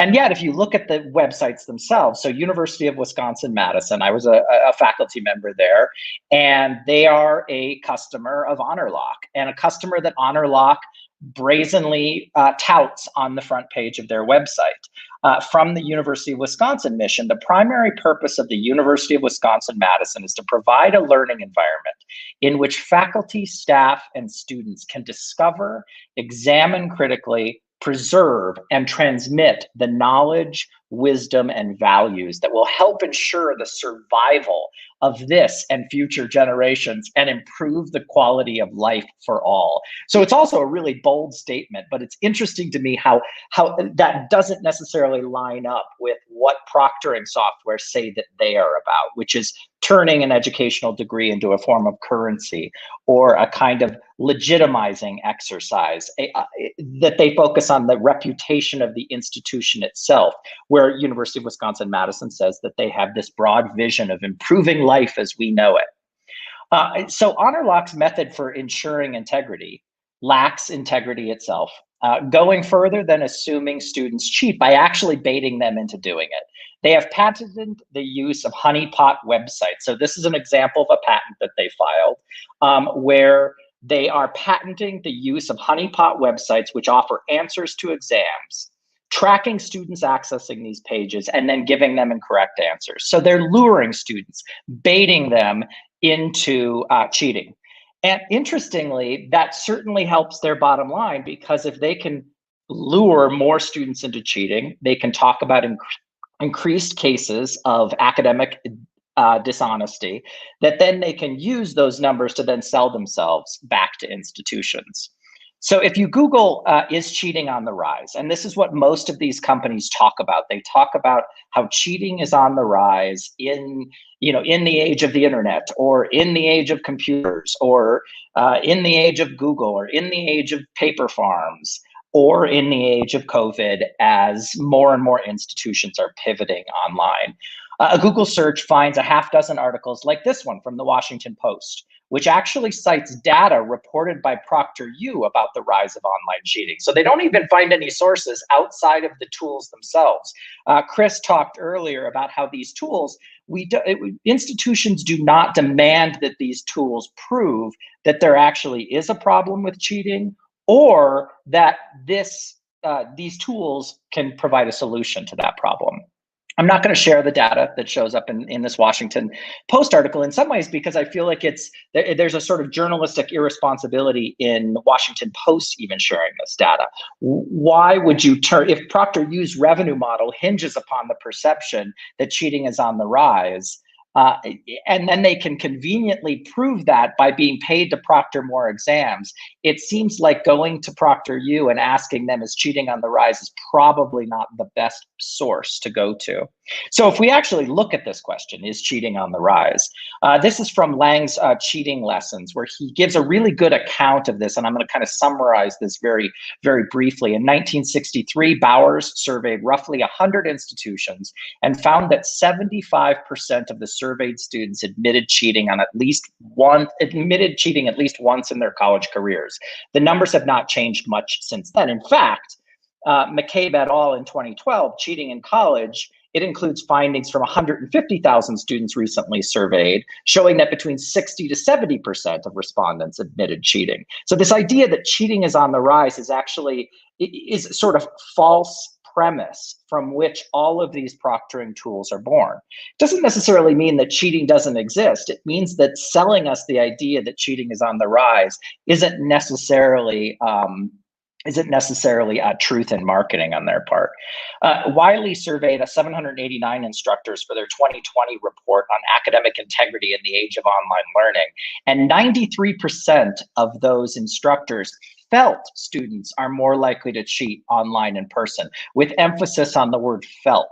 What follows in that report is a guide to discouraging academic misconduct without any sources for an actual rise in cheating beyond the imagination of those surveyed. So oftentimes we're relying on the sort of internalized fear and the sort of cultural message that instructors get that cheating is on the rise in order to then feed these tools or this response. This is one of these just absolutely ridiculous comments by one of the proctoring CEOs. This is Scott McFarland, the ProctorU CEO. He says, "We can only imagine what the rate of inappropriate testing activity is when no one is watching. What a way to sell your product that watches people, to say, you know, just imagine how many people would be cheating if they're not watching." There is no neat and tidy technological solution to the challenges we presently face in education. And frankly, it's insulting when institutions throw money at corporate ed tech when so many of their students are struggling and many of their faculty staff are on furloughs. If your institution just spent $500,000 on a proctoring solution, and that's a figure from a recent Washington Post institution is reported to have spent $500,000 on their proctoring software, or 200,000 or even 30,000. Someone wrote to me and said, well, my institution only spends 25,000. I don't think that the number is really what's at issue here. It's where else could that money be spent? And what I suggest is find out how much your institution is spending on these tools, and then put that number next to how many students at your school are food or housing insecure, how many faculty or staff have been furloughed or fired, how many positions are currently frozen, how many faculty or staff have part-time or contingent positions. Then add up all that money your institution spends on extraneous, often pedagogically suspect ed tech, like cameras in classroom, plagiarism detection software, the LMS, proctoring solutions, and compare that number to the total budget for the Center for Teaching and Learning. So how much are we investing in preparing teachers and supporting students, and how much are we spending on the technological tools set up to surveil the students, to monitor, to rank, to track their behavior? Cheating and plagiarism are pedagogical problems, not technological ones. They're not inevitable. We can design proactively and together with students rather than relying on cruel surveillance software that creates a culture of suspicion which interferes with good pedagogy. And I want to say that it not only interferes with good pedagogy, but something like remote proctoring actually does harm to students. And I feel like right at this particular moment, when students are experiencing lots of kinds of acute trauma, we need to be thinking about that trauma. And when we're talking about trauma-informed pedagogy, which is something I've been talking about increasingly, I can't see how remote proctoring can be part of a trauma-informed pedagogy. John Warner recently wrote talking about this event: "We do not do our best, most interesting work when we know we are being watched." Skinner-like behavioralist practices where every moment of a student's day is monitored for compliance and correctness is incompatible with learning. Sarah Goldrick-Rab and I wrote a piece called "Teaching the Students We Have, Not the Students We Wish We Had." And the goal of this piece was to start by finding out who your students are. I've pushed back on scaffolding, and there are even some versions of universal design that I would push back on when that universal design or the scaffolding is done in advance of students arriving upon the scenes. I think we need to bring students into the design of the learning. When our most marginalized students, we can start by designing for them, but I think we also need to start by designing with them and allowing them space to design their own educations. So who are these people, and how are exams effective in working with these students? Food insecurity is a significant factor in determining the average math SAT score. An increase in food insecurity lowers the students' math SAT scores. I'm going to kind of move through this data relatively quickly. I could almost spend an hour talking about any of these data points. Otsker et al. Found that students perform more poorly on exams when they are several weeks removed from receiving food stamp benefits. So when we're talking about proctoring, we need to start by talking about exams and talking about the effectiveness of exams and who exams are effective for and who exams do harm to.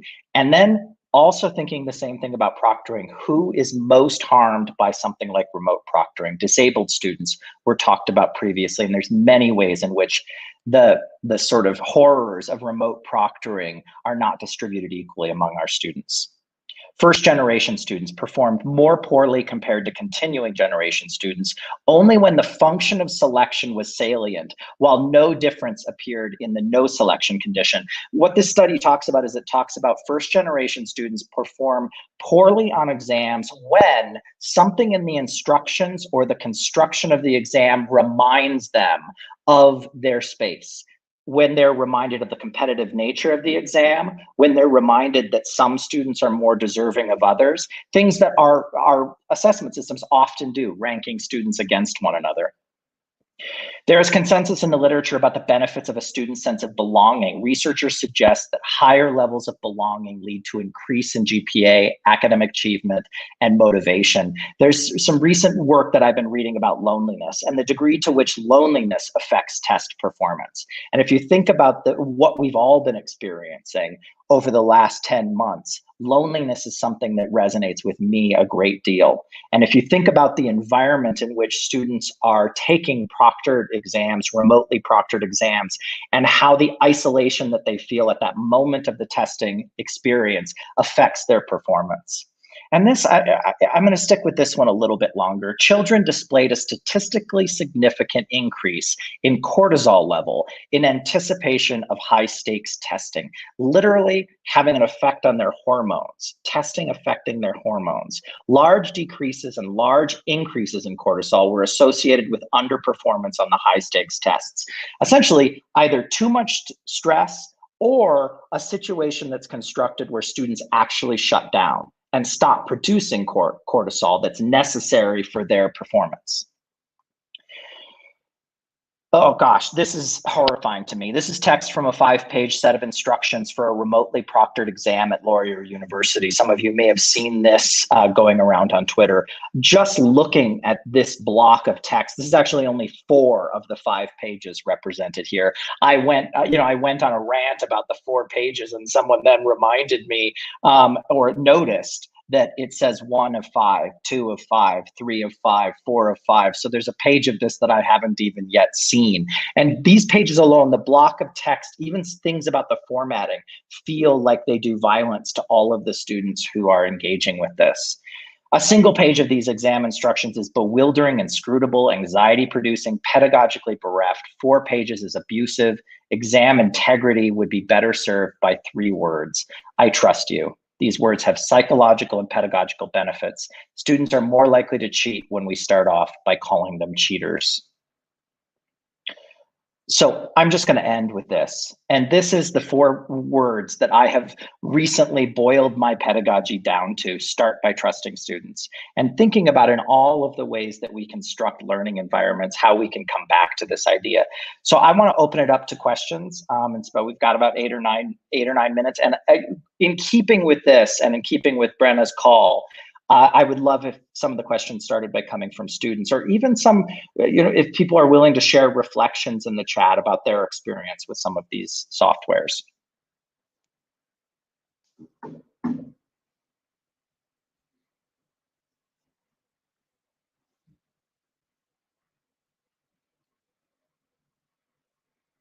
No, I think you're muted, Brenna.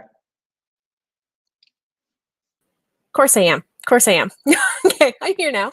That was fantastic, Jesse. Thanks so much. And there's lots of really good reflection going on in the chat and discussion about ed tech sort of more broadly and what its responsibilities are. I flagged a couple of questions, and there's a couple more on Twitter that I'll bring you. But the first one I want to start with is a question that asks, if entrapment is illegal for law enforcement, why does it seem to be okay in education? I like that question because it kind of ties us back to this conversation in the first portion of your talk and of the panel earlier about the relationship between sort of carceral practice and education. Sorry, I'm now writing in the chat also as we're talking. Can you repeat the last part of the question? I got the bit about the entrapment bit. Yeah, so the question was, why is it okay here? If entrapment is illegal for law enforcement, why is it okay for teachers? Or why does it seem to be okay for teachers? Well, I think that this isn't a legal, it isn't a legal relationship, the relationship between teachers and students. I think there are certain legal dimensions to it, but I think that I actually would push away from this sort of legal characterizing of the relationship. I think too often what we do is we set up a set of structures or rules that govern relationships. And when I think the thing that's most powerful is relying on our human natures. And I guess the quick answer is it's not okay by any stretch of the imagination. What Honor Lock is doing is absolutely gross. It's disgusting. I guess that's my answer. There was another question, and I think it was in response to, you were talking about some of the recent news coverage of the Proctorio situation and other surveillance technologies right now. It's people are very interested in it. And the question was, why are there no articles in this kind of popular press space about people who are finding innovation and connection teaching online? Now, you write about innovation and connection in teaching online, so I'm wondering if you have any thoughts on the explosion of interest now that it's all so creepy. Yeah. I think that there are those stories, but to some degree, those stories don't have the front page. I mean, I cannot stand this concept, and I can't believe it's even going to come out of my mouth. But the idea of if it bleeds, it leads. I think to some degree, what we're seeing is the harm being done, and we're seeing less stories about all the teachers and students who are working so incredibly hard to make it through this moment. And also, I think that the truth is not really a narrative that sells nearly as well, because the truth is that we're fumbling through. We're not all figuring out the answer. I don't think that I could say, hey, let's shut down all of these stories about the horror stories of these proctoring solutions, and let's publish stories about all the successes and the amazing marvels. Because truthfully, I'm not seeing that either. What I'm seeing is humans fumbling through a really, really shitty situation in the world together. And I'm seeing and I'm feeling both a few successes, but also a lot of just being together in our grief and being together in our trauma. There is a lot of emphasis on care, but I don't know that we're necessarily getting that right. And I don't necessarily know if it's something that you can just put 10 best practices and suddenly you can get it right. I think the fumbling through is the story, and that just doesn't. What lead do you write through them? for that. You know, a bunch of people all fumbling through trying to figure out what online learning is. Like, that doesn't sound nearly as much as the other headlines that I'm seeing. But I think that you're right. When I Google trying to find, even when I tried to find data about changes in cheating, if I just do a Google search for that, I see 10, 15, 20 pages of people saying, oh my God, cheating is on the rise. And then you dig a little deeper and you find out, no, actually cheating's not on the rise. And there's no evidence that I've been able to find to support that. I'm going to segue into a question from a student that just came in while you were answering the last one. And that is, I'm a student. What is your best advice for actively calling out professors who only offer exams through Proctorio and similar systems rather than providing meaningful alternatives? I think students are in a really difficult position here, right? Yeah. Because they have to advocate for themselves in so many situations where the power differentials are troubling. Yeah, I mean, that's absolutely true. There are so many students that I hear about who want to push back and can only feel like they can do so anonymously and in anonymous spaces. And we actually really, to tell this story, we need faces and human beings that are experiencing this. And yet it's so difficult to find that, exactly because the power imbalance is so problematic. I mean, what I would say is that there are a lot of advocates for students, people in positions of power or relative power, at least, at institutions. And that doesn't necessarily just mean, I mean, the idea of relative power, I think, is important here. We all can use whatever power we have to support the less powerful people within the system. And honestly, the least powerful position, sometimes people push back on this, but I'll push back on it for the rest of time. The least powerful people in this system are students. And we to, as people who have whatever small amount of power that we have, whatever platforms we have, we need to make sure that we provide space for students and student voices. We need to talk about students. We need to invite students to events. We need to create space for students. We need to provide funding for students. And so ultimately, my answer is that it is really our job as educators, those of us who have any space or any power or any funding or any ability to support students, to make sure that students are invited to the table of these discussions, but also to make sure that these spaces are not hostile to their voices. And that starts by reminding students constantly that a rug is not going to get pulled out from under them, because so often that's exactly what has happened. So to go back to your question, I would say, there's safety in numbers to some degree. Find other students who are having similar experiences and come together and write and talk about this. Okay, one last question ties in really nicely to the last one, sort of flips to the professor perspective, but is being posed by a student. Student here, what would you say to the professors who might not want to use proctoring in their classes, but are in a position where they feel they have to, or are being mandated by institutions? And I think this will be our last question, Jesse. Yeah. Well, what I would say is that, and I've talked about this quite a bit with grading. Every time I talk about ungrading or resisting grades or resisting quantitative evaluation, invariably I get a question, well, that's not allowed at my institution, so what do I do now? And my answer to that has been to actually find out what the rules and restrictions at your institution are, because usually we internalize a lot more restrictions than are actually there. And I think that that's true even with some of these proctoring solutions. Our institutions, we need to actually find out when, how, and where we're required to use those, especially if you're a contingent faculty member who doesn't feel like they have power to resist. If you have some power within the system, say no, and say no loudly so that other people can hear you say no, because that's what helps contingent people also feel like they can say no. And then I would say that where you have to, two things: find out what the rules actually are so that you can follow the letter of the law while pushing back on it at the same time.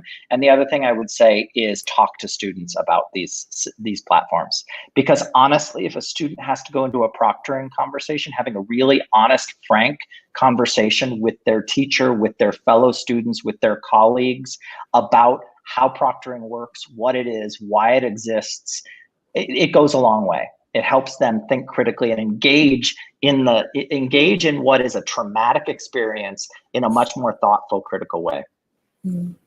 Thank you so much, Jessie. That's fantastic. And thank you for addressing those questions. And thank you to the students who got their questions in. We really do want to prioritize your voices. If you missed me saying off the top, please do self-identify as a student in your questions, and we'll make sure we prioritize getting them to our speakers.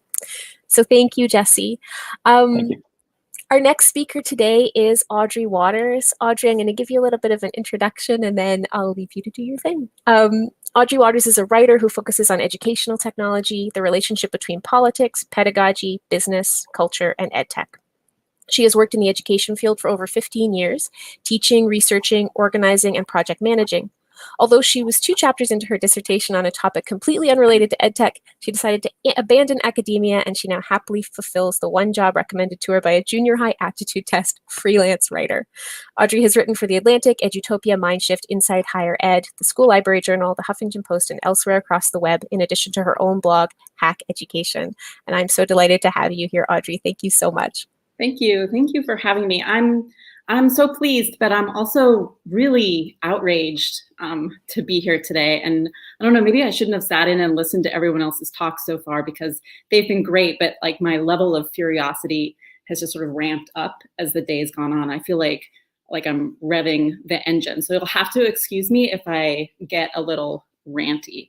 Yeah, I'm pleased, but I'm outraged that we're here raising money for Ian Linkletter's defense. More broadly, raising awareness about the dangers of edtech surveillance. I mean, it is nice. It's a relief to be part of an event where everyone is on the same page, I think, politically and pedagogically, and that I don't need to be the only person saying, hey, wait, folks, this edtech stuff is at best snake oil and at worst fascist. You know, the challenge, though, on the other hand, is not simply to repeat the things that Savama, Benjamin, Chris, and Jessie have already said. I'm very lucky that those 5 are not just colleagues, but dear friends, and the love and support that they've shown me, and actually the solidarity that all of you show today gives me great hope that we can build better educational practices and that we aren't stuck with the snake oil or the fascism.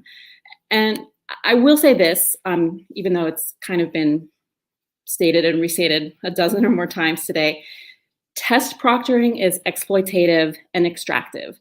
It is harmful to all students, but particularly to those who are already disadvantaged by our institutions. To adopt test proctoring software is to maintain a pedagogical practice that's based on mistrust, surveillance, and punishment.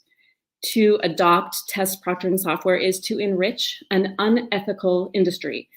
And to adopt Proctorio, in particular, is to align oneself with a company that has repeatedly demonstrated that it sees students, teachers, and staff as its enemy. It's a company that has no respect for academic freedom, for critical inquiry, or for the safety and well-being of the community that it purports to serve.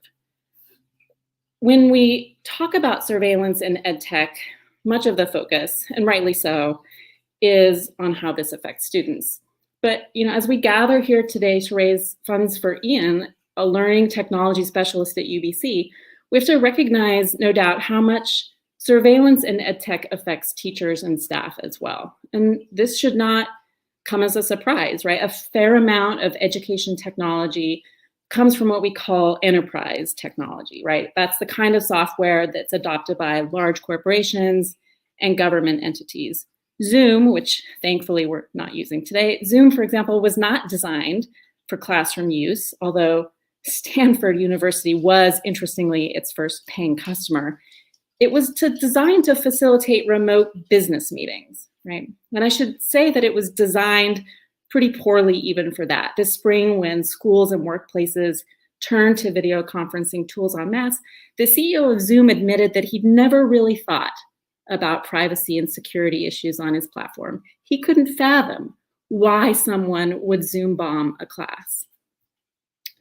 Enterprise technology is utterly committed to monitoring and controlling workers, although I think many white-collar professionals imagine themselves laboring outside these sorts of constraints, right? Much like professors seem to imagine that plagiarism and proctoring software is only interested in their students' work, not their own. Microsoft and Google offer schools productivity tools, for example. They make it quite clear, I would hope, that whatever students or staff type or click feeds into financial measurements of efficiency. I mean, we talked about this earlier, quite literally so in the case of Microsoft, which now offers managers a way to measure and score workers based on how often they email, chat, or collaborate in SharePoint. In ed tech circles, we call this learning analytics, right? But it's less about learning than it is about productivity. Right? The learning management system, as the name suggests, is as much a piece of enterprise software as it is educational software. It too is committed to measuring and scoring based on how often its users email, chat, or collaborate. That word management is a dead giveaway that this software is designed neither for students nor for workers. Right? The LMS is an administrative tool designed at the very outset to post course materials online in such a way that the institution and not the open web can control access. Right? The LMS monitors student performance and productivity, to be sure, but it can also be used to surveil instructors as well, right? To track which grad students are on strike based on their logins, for example, to track how many hours teachers are working during the pandemic. These are real world examples, not hypotheticals. The co-founders of Blackboard, incidentally, are back with a new startup, an administrative layer on top of Zoom to make it work better for school, they say, with features like attendance taking, test proctoring, eye tracking. So congratulations to EdTech for taking a surveillance tool designed for the office and making it even more exploitative when turning it on to students and staff. I guess I should pause here for a moment just to make an important point. I think too often when it comes to education technology, all technology, to be honest, we get really caught up in talking about the material or the digital object itself. Like we talk about the tool as though it has agency and ideas all its own, rather than recognizing that technology is part of broader practices, systems, and ideologies that are at play in the world around us, right? Technologies have history. The LMS has a history, one that's bound up in the technological constraints of the student information system in the late 1990s. And then the EdTech imagination about what sort of access to the web students should or shouldn't have. And that history gets carried forward, right? Analog beliefs and practices get hard-coded into software, creating new pedagogical constraints that students and teachers must work with. Technology never arrives all of a sudden, right? Although that's the stories about tech and ed tech that, they like to ignore history and highlight innovation, right? Proctorio did not emerge fully formed out of Mike Olson's head, right? Like the goddess of wisdom emerged out of Zeus's, but in this case, like with less wisdom and more lawyers, right? Online proctoring has a history. It has ideology, and test taking itself, right, is a cultural construct. It's embedded in long-standing beliefs and practices about schooling, what we test, how we test, academic integrity, cheating, and so on. So this, again, like Jesse said, this whole idea that there's rampant cheating is a nifty marketing narrative, right? One that's been peddled for a long time and is, unfortunately, I think the cornerstone, the philosophical cornerstone for how so much of ed tech gets built. But again, surveillance didn't just appear in our institutions with the advent of the computer. So many of the deeply held beliefs and practices of education involve watching, monitoring, controlling, right? Watching, monitoring, controlling children and adults, students and teachers. And I would argue that watching, monitoring, and controlling are fundamentally behaviorist practices. I know with me, all things come back to Skinner. You'll just have to deal with it. But we can think about the ways in which education technology emerged from workplace technologies, right? As well as the ways in which schools adopt that language and culture of productivity in order to control our bodies, our minds, our time, our behavior. But a lot of the labor of education is also reproductive labor, right? teaching and learning as the reproduction of knowledge and culture, teaching and learning as acts of care. Another theme, I think, of today. What does it mean to bring surveillance and behaviorism to bear down on reproductive labor? Wired magazine ran one of those really awful future of work stories last week, I think. Something about how too many meetings make us unhappy and unproductive, and therefore, of course, artificial intelligence will optimize all of this by scheduling our meetings for us, scheduling all of our appointments for us, by using facial recognition technology and body language reading software to make sure that we're all paying attention and staying on track and maximizing our efficiency. The underlying message, right? More surveillance makes us better workers. And it's not hard to see how this gets repackaged for schools.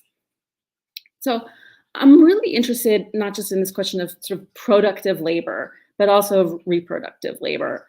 And also, I apologize, some of these are sort of loosely formed ideas, so maybe this isn't fully baked, but what does it mean to automate and to algorithmically program reproductivity, right? What does it mean when the demands of the workplace and the demands of school enter the site we commonly associate with reproductive labor, right? That is the home. We've been, for over 100 years now, been developing technologies, telling stories about the necessity of automating the home. And that's this other influence, I think, that joins enterprise tech, this other influence on ed tech, which is, of course, consumer tech.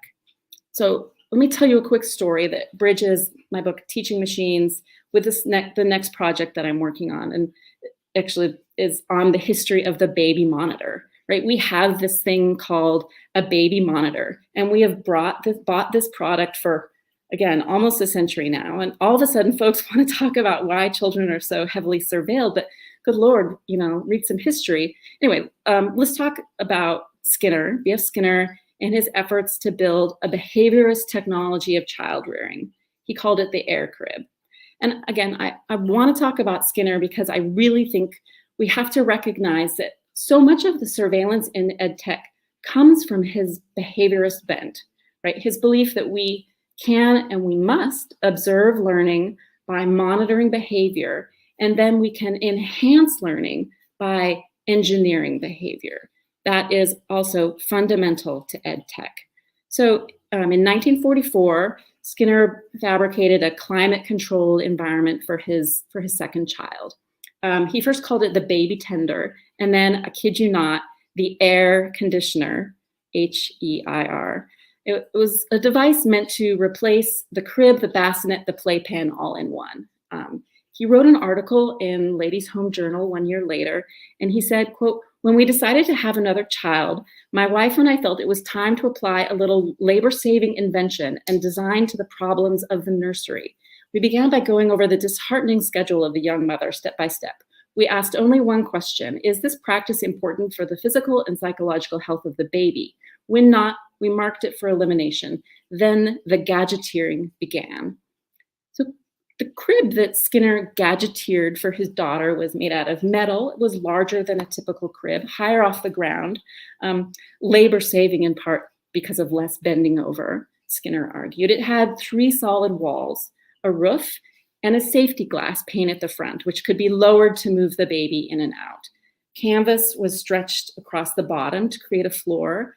The bedding was stored on a spool outside the crib to be rolled in to replace the soiled linen. It was soundproof and dirt-proof, Skinner said, but the key feature was that it was temperature controlled. So save the diaper, the baby was kept unclothed and unbundled. And Skinner argued that clothing created unnecessary laundry, inhibited the baby's movement, and therefore the baby's exploration of her world.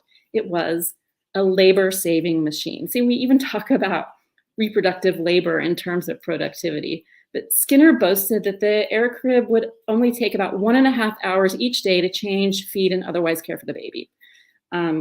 He insisted that his daughter, who stayed in the crib for the first 2 years of her life, was not socially starved or robbed of affection or mother love. He insisted that the compartment does not ostracize the baby. Not surprisingly, perhaps, the invention never caught on, in no small part because the title that Ladies' Home Journal ran with the article was Baby in a Box, connecting this crib to the Skinner box, the operant conditioning chamber that he designed for his experiments on rats and pigeons, right? Sort of associating the crib with the rewards and pellets that he used to modify these animals' behavior in his lab. And Skinner described the crib's design and the practices that he and his wife developed for their infant daughter as an experiment, a word that he probably didn't mean in a strict scientific sense, but that I think probably suggested to readers that this was a piece of lab equipment, not really a piece of furniture suited for a baby or for the home. The article that he wrote also opened with the phrase, "in that brave new world which science is preparing for the housewife of the future." And I think many readers in the 1940s would have been familiar with Aldous Huxley's novel Brave New World and made the connection between the air crib and Huxley's dystopia, in which reproduction and child rearing were engineered and controlled by a techno-scientific authoritarian government. But probably most damning was the photo that accompanied the article, with little Deborah Skinner enclosed in the crib with her face and hands pressed up against the glass. Skinner's call to automate child rearing also coincided with the publication of Dr. Benjamin Spock's book, The Common Sense Book of Baby and Child Care, which rejected these behaviorist methods that were promoted by psychologists like John Watson, strict, data-driven timetables for feeding and toilet training and so on. And Spock argued, contrary to all this kind of techno-scientific endeavor, that mothers, and it was mothers, should be flexible, loving, and natural. Now, of course, there are plenty of problems with this naturalized domesticity, to be sure. A naturalized domesticity that is imagined as white, affluent, American, female. And some of these are problems, I think, with the teaching profession, particularly at the K through 12 level today, right? The problem of white womanhood. The air crib, psychologist Lydia Benjamin has argued, was viewed at the time as a technology of displacement, right? A device that interfered with the way in which human beings normally contact one another. In this case, the parent and child, it displaces the parent. And it's a similar problem, Benjamin argues, that Skinner faced with his other invention, the teaching machine, a concept that he came up with in 1953 after visiting Deborah's 4th grade classroom. Skinner's inventions failed to achieve widespread adoption, Benjamin argues, because they were seen as subverting valuable human relationships that were necessary for human development. But I'm not sure that either the ideas of the teaching machine or the baby monitor were really rejected, right? If nothing else, these ideas keep getting repackaged and reintroduced to us at work, at school, and at home. And I think the question before us, I'd argue, whether or not we want behaviorist technologies. And again, I think all behaviorist technologies are surveillance technologies. Do we want behaviorist technologies to be central to human development? Remember, B.F. Skinner did not believe in freedom, right?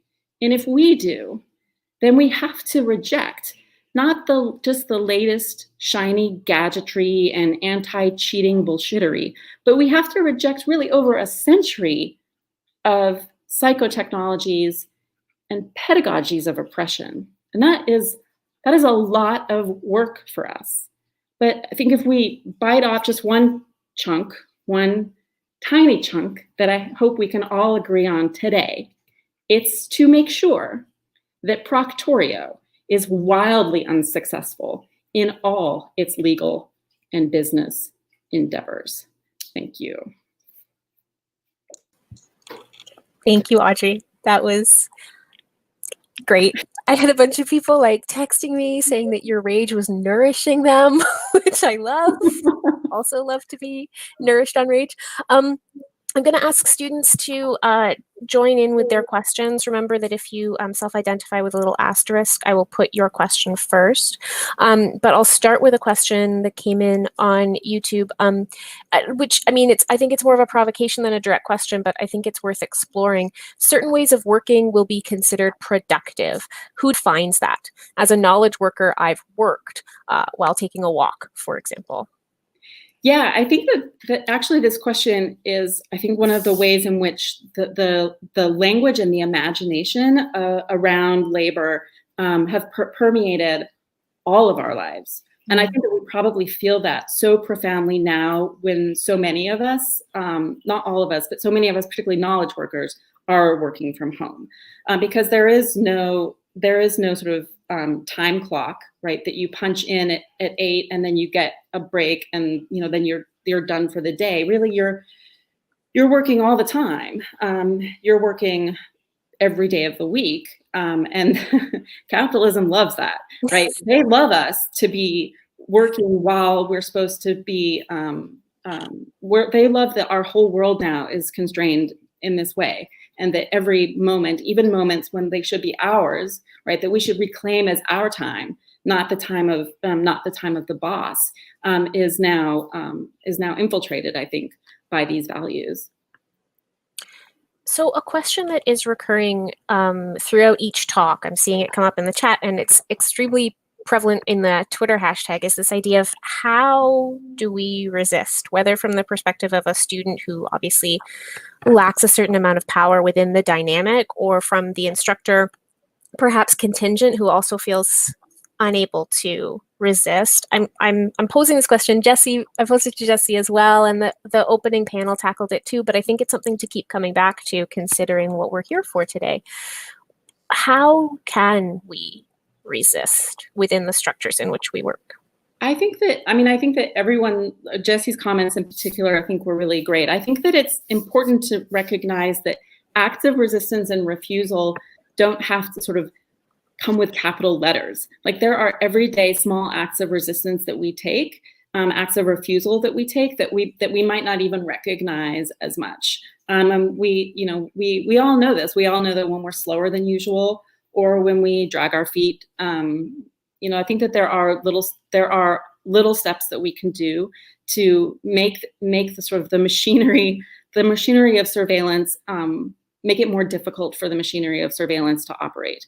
And they don't actually have to be dramatic things, although that's great. And like Jesse said, if you're in a position where you can be loud and you can be overt, then by all means. But I think that there are just lots of ways in which we refuse, in which we say no, and we don't even have to make a big deal about it. You don't have to announce on Twitter that you're leaving Facebook, right? It doesn't have to be showy at all. You can just not do it. Just not do it. Mm-hmm. Somebody just asked in the chat, sabotage it? You can sabotage it? I mean, I think that that's what so much of, the whole conversation, I think, around cheating gets pulled in different ways. But I think that in some ways, that's what cheating is too. Like, cheating is a refusal. Cheating is sabotage. And so I think that we should, again, like, I think maybe Sava said this earlier, like, maybe ask more questions about why students are cheating. But if we see some of these acts, not so much as sort of,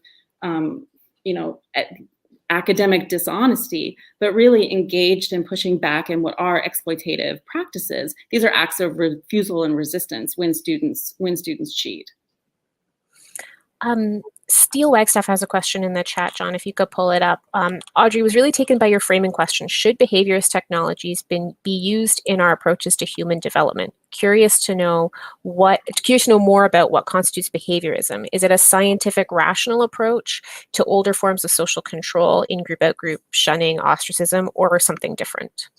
Yeah, well, what Skinner meant by behaviorism, and really what educational psychologists have really, since the beginning of educational psychology, been behaviorists. And this is that you can't know what's going on in someone's mind, right? Skinner would he mocked what he called mentalism, a psychoanalytic approach, Jungian approach to thinking about the mind. You can really only know what people do. So you can only just monitor behavior, and then you can see if someone changes their behavior, and that's learning, right? So much of what we know about what became educational psychology is built on animal behaviors in the lab, right? So Thorndike, who was a professor at Columbia, would train mice to run through a maze, and the speed at which the mouse learned the maze became something that he graphed and called the learning curve, right? So we have adopted all of this behaviorist language and behaviorist, I would say, assessment into so much of what we do in education as a practice, and in particular, thanks to Skinner, thanks to some other psychologists as well, into our technologies, into our education technologies. And so this is very much, Skinner's insight was he would train pigeons in particular to do certain tasks. He trained pigeons to play ping pong, for example, by rewarding them for good behavior. And that's a lot of what happens in education technology. That's not unlike academic writing class, for example. Yeah. So Skinner said we shouldn't punish students. We shouldn't beat them. Common the corporal punishment. We should reward them when they do things correctly. And I think that sort of design, that behaviorist design, runs throughout so much of education technology, so much of all of our technologies. Silicon Valley likes to call them nudges, right? That these are the ways in which our behaviors are shaped in order to do certain things that the engineers decide are good. And in the case of education technology, the outcome is learning. It's a change in behavior that demonstrates learning. It sort of filters nicely into Laura Taub's question in the chat, which is refusal and reimagination, resisting one kind of world. So what's the alternative world we want to imagine and bring into existence within education and beyond? Just a little question for you, Audrey. Yeah, I think that this is, I'm really interested in this question. I spend a lot of time thinking about, I spend a lot of time observing the imagination of education technologists and the things that they talk to, or the literature that they invoke when they talk about what they imagine school to be like, what they imagine the kinds of schools that they want to build in the future. Like I will never forget that Saul Kahn from Khan Academy was interviewed in the New York Times, and they asked him about what literature inspires him, and he said that he was inspired to build Khan Academy by Ender's Game.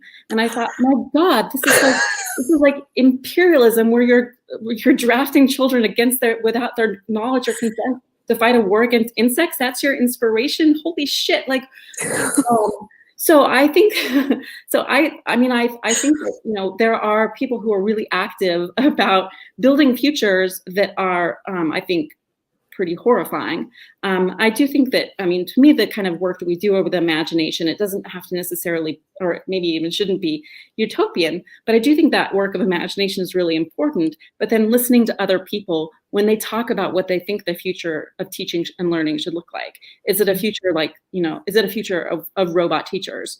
There was an episode of The Mandalorian. I'm going out really pop culture. There was an episode of The Mandalorian a week or so ago in which the child was brought into a classroom of the future, I guess a long time ago in a galaxy far, far away. But there was a robot teacher standing in front of the class lecturing to people. And I think that's this idea of we imagine these sort of more technological futures, and they really so often just reinscribe really poor pedagogical practices. A colleague was tweeting this morning the image of one of these virtual immersive world classrooms, but it was still everybody's in an avatar. Everybody's a digital representation of the self, but they're still all in a lecture hall. Yes. We'll imagine entirely different bodies for ourselves, but we're in a lecture hall and there's one guy at the front. I have one final question for you, Audrey. It's from Brian Lamb. He wants to know, if it were a monster of ed tech, which monster would Proctorio be? I'll take my answer off the air in case I get sued. Wisdom. That is wisdom right there. Thank you so much for your time today, Audrey. I've really appreciated this conversation. Thank you. Thanks. So our final speaker of our event today is Cory Doctorow. Cory, I'm going to give you a little brief intro and then I will let you do your thing. Cory Doctorow is a science fiction author, activist, and journalist. His latest book is Attack Surface, a standalone adult sequel to Little Brother. And he's also the author of How to Destroy Surveillance Capitalism, which is fairly relevant today, a nonfiction book about conspiracies and monopolies. He maintains a daily blog at pluralistic.net. He works for the Electronic Frontier Foundation, is an MIT Media Lab research affiliate, is a visiting professor of computer science at Open University, a visiting professor of practice at the University of North Carolina's School of Library and Information Science, and co-founded the UK Open Rights Group. Thanks, Cory. I'll hand it over to you. Oh, thank you very much. It is a pleasure and an honor to be able to do this. As a Canadian, I'm always excited when something terrible happens back home, not here in America where I live. So it was particularly galling and engrossing to watch Ian's saga unroll. And looking at the other speakers that were on the bill today, and the kinds of things that we've been talking about in the context of Proctorio, I'm guessing that you've already heard a lot about the pedagogical bankruptcy of high-stakes testing, the cruelty of this kind of remote proctoring, the discrimination intrinsic in it. What if the thing that your surroundings looks like is a hatchback outside of a Taco Bell because you lived in a broadband desert, or you can't afford home broadband because everyone you live with who's a wage earner has been laid off, and the algorithm says, well, you're cheating because that doesn't look like a house to me. The academic shallowness of not being able to imagine a way of evaluating student performance without using these high-stake tests, and the vocational incoherence of it. Speaking as someone who's worked in and out of the tech industry for decades now, I don't think that there's a workplace that mirrors the conditions that Proctorio asks you to assess your performance under. I think if your boss found out that you were trying not to look away from your screen or talk to anyone else or consult any references while you were writing software for them, your boss would either give you a stern talking to or possibly fire you, because that is not how people work. So if it's not how people learn and it's not how people work and it's cruel and terrible, well, then there's no excuse for it. And that is a thing that there are many speakers on the bill today who are far better qualified to talk about than me. But there is a thing that I have a specific domain of expertise in, which is talking about the relationship of this stuff specifically to computer science and to academic technology. After all, Ian is an academic technologist and ed tech specialist. And, one of the places where Proctorio has found its most hospitable home is ironically in the computer science world. And I say that in part because of the stuff I've told you about the vocational incoherence of training computer scientists never to look at references, look away from their screens, or talk to other people while they're working. That's not how we do computer science. But also, it's strange because there are specific risks and harms intrinsic to the model of Proctorio and things like Proctorio that computer science departments should really know better about, and actually I think have a moral duty to be warning the rest of us about. So you may have heard when people talk about self-driving cars, you may have heard someone who's kind of half bright say, well, what about the trolley problem? The trolley problem is this 1960s ethical thought experiment where you imagine that there's a trolley coming down a track and there's a switch point, and depending on whether you pull the switch or not, the trolley will drive into 6 children who are playing unwisely on the track, or whose school bus is stopped on the track, or you can pull it and it'll go the other way and it'll kill a guy who's standing on the other track, again, unwisely for reasons known only to him. And the question is, do you pull the lever and kill the children or the guy, right? And so when people apply this to self-driving cars, they say, well, what if your $100,000 self-driving Mercedes detects that it can either kill the millionaire behind its wheel or a bunch of poor people who are crossing the street? Which of those people should the Mercedes vehicle be programmed to murder? And, this is an interesting thought experiment. But I'm here to tell you that as a computer science matter, this is a really dumb question, because the thing that happens before we ask whether the car should murder its owner is, how did we design a car that sometimes murders its owner, that in some way the owner cannot reprogram so that it never murders them? Because objectively speaking, a product that you own that is designed to never murder you is much better than a product that is designed to sometimes murder you. And so implied in the AI trolley problem, which I'm not even going to talk about the ethics of it, is a structural assumption. And that structural assumption is that we are headed into a future in which computers treat their owners as adversaries and resist the orders that owners give them in favor of policies that are set remotely, either in real time by authorities that log into them remotely and say, now you must do a thing. Now your thermostat must be turned down. Now your car must be kill switched because you're in a high-speed car chase. Now your car must be immobilized because you didn't make your bill payment. That the car will, as between an order given by the person who owns it, who's using it, whose life has been entrusted to it, and anyone who has the keys that indicate that the manufacturer has authorized some kind of override, that the manufacturer's override always wins. And, speaking in my capacity here as like a part-time dystopian science fiction writer, this is a terrible idea.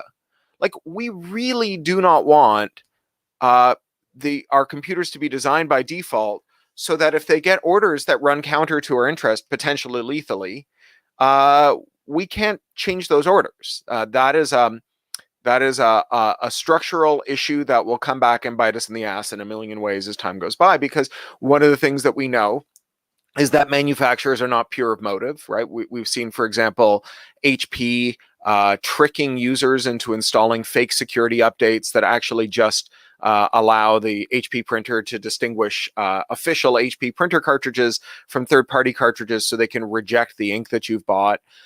Sometimes manufacturers have insider problems, so even if the manufacturer never takes a decision to do something that's harmful to you, there might be someone within the firm who makes that decision off their own bat and goes ahead and does bad things to you. We've seen many instances of that.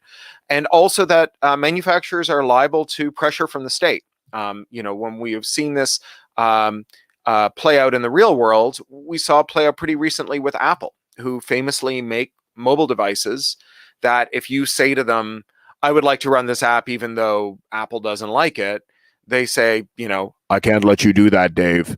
And that's bad enough when it's just like you want to play Fortnite and Apple wants 30% of Epic's revenue.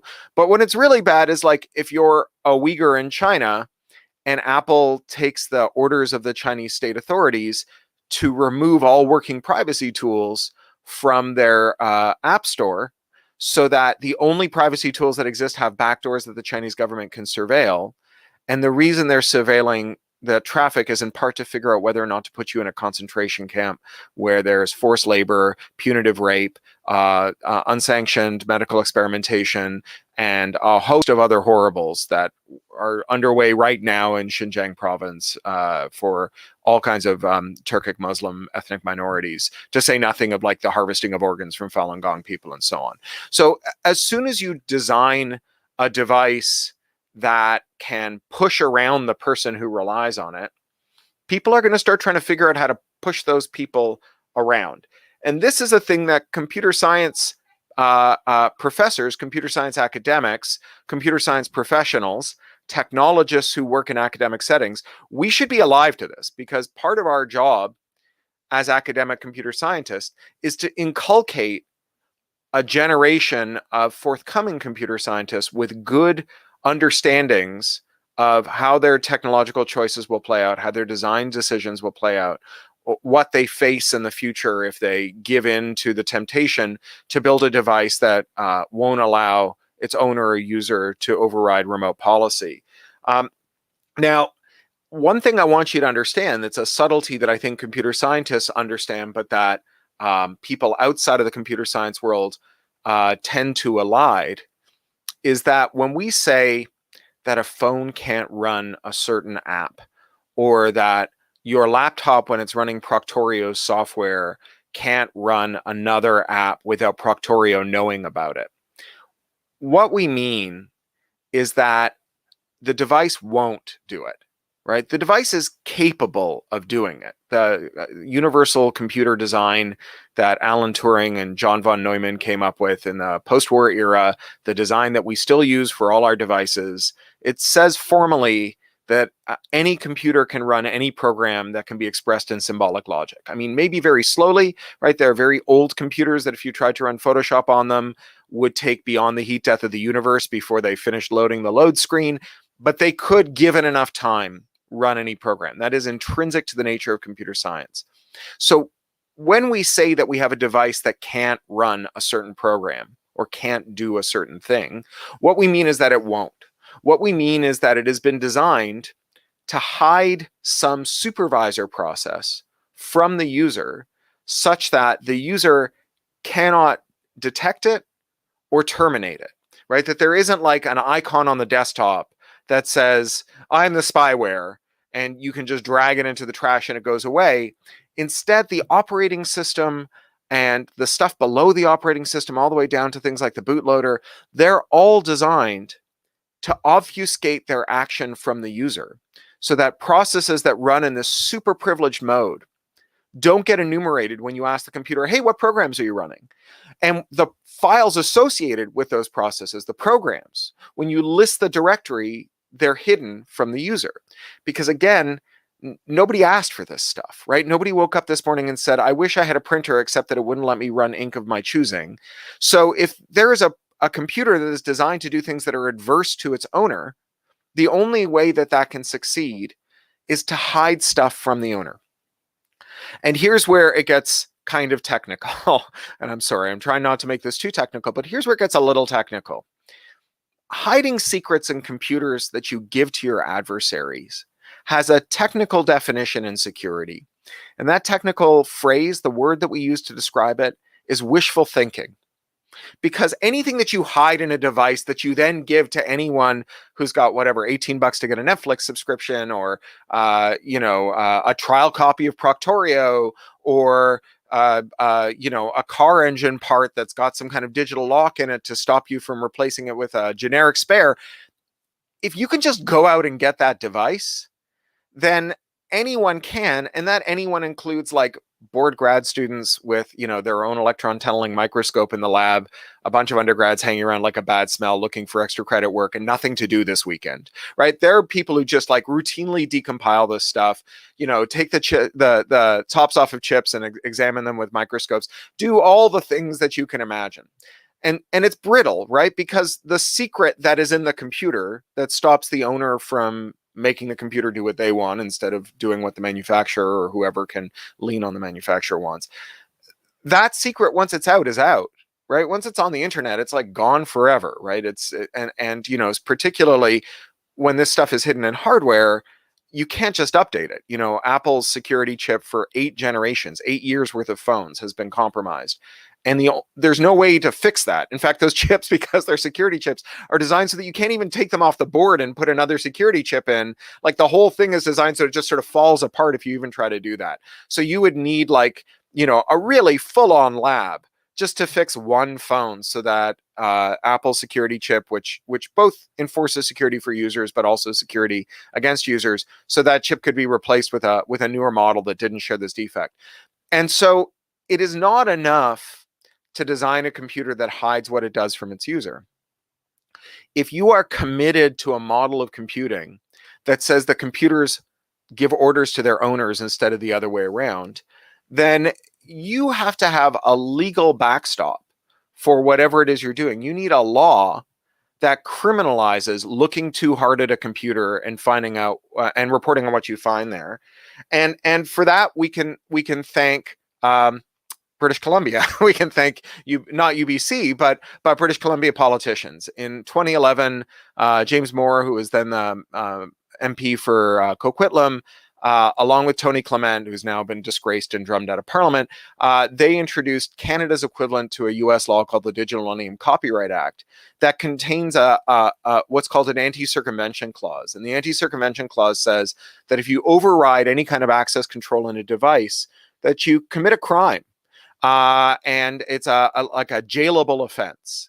And if you tell people how to do this, it's also a crime and a jailable offense, as well as a civil offense. In the US, it's a 5-year prison sentence and a $500,000 fine for a first offense if you get caught doing this. And so this means that all the stuff that we would normally expect to happen with devices, like people modifying them so that they do what the owner wants and not what a third party wants, like you would expect all of the things being equal. If you bought a printer from HP and it said that you only could use the ink that cost more than vintage Veuve Clicquot, that like someone out there would just make a mod chip that allows it to run just, regular ink.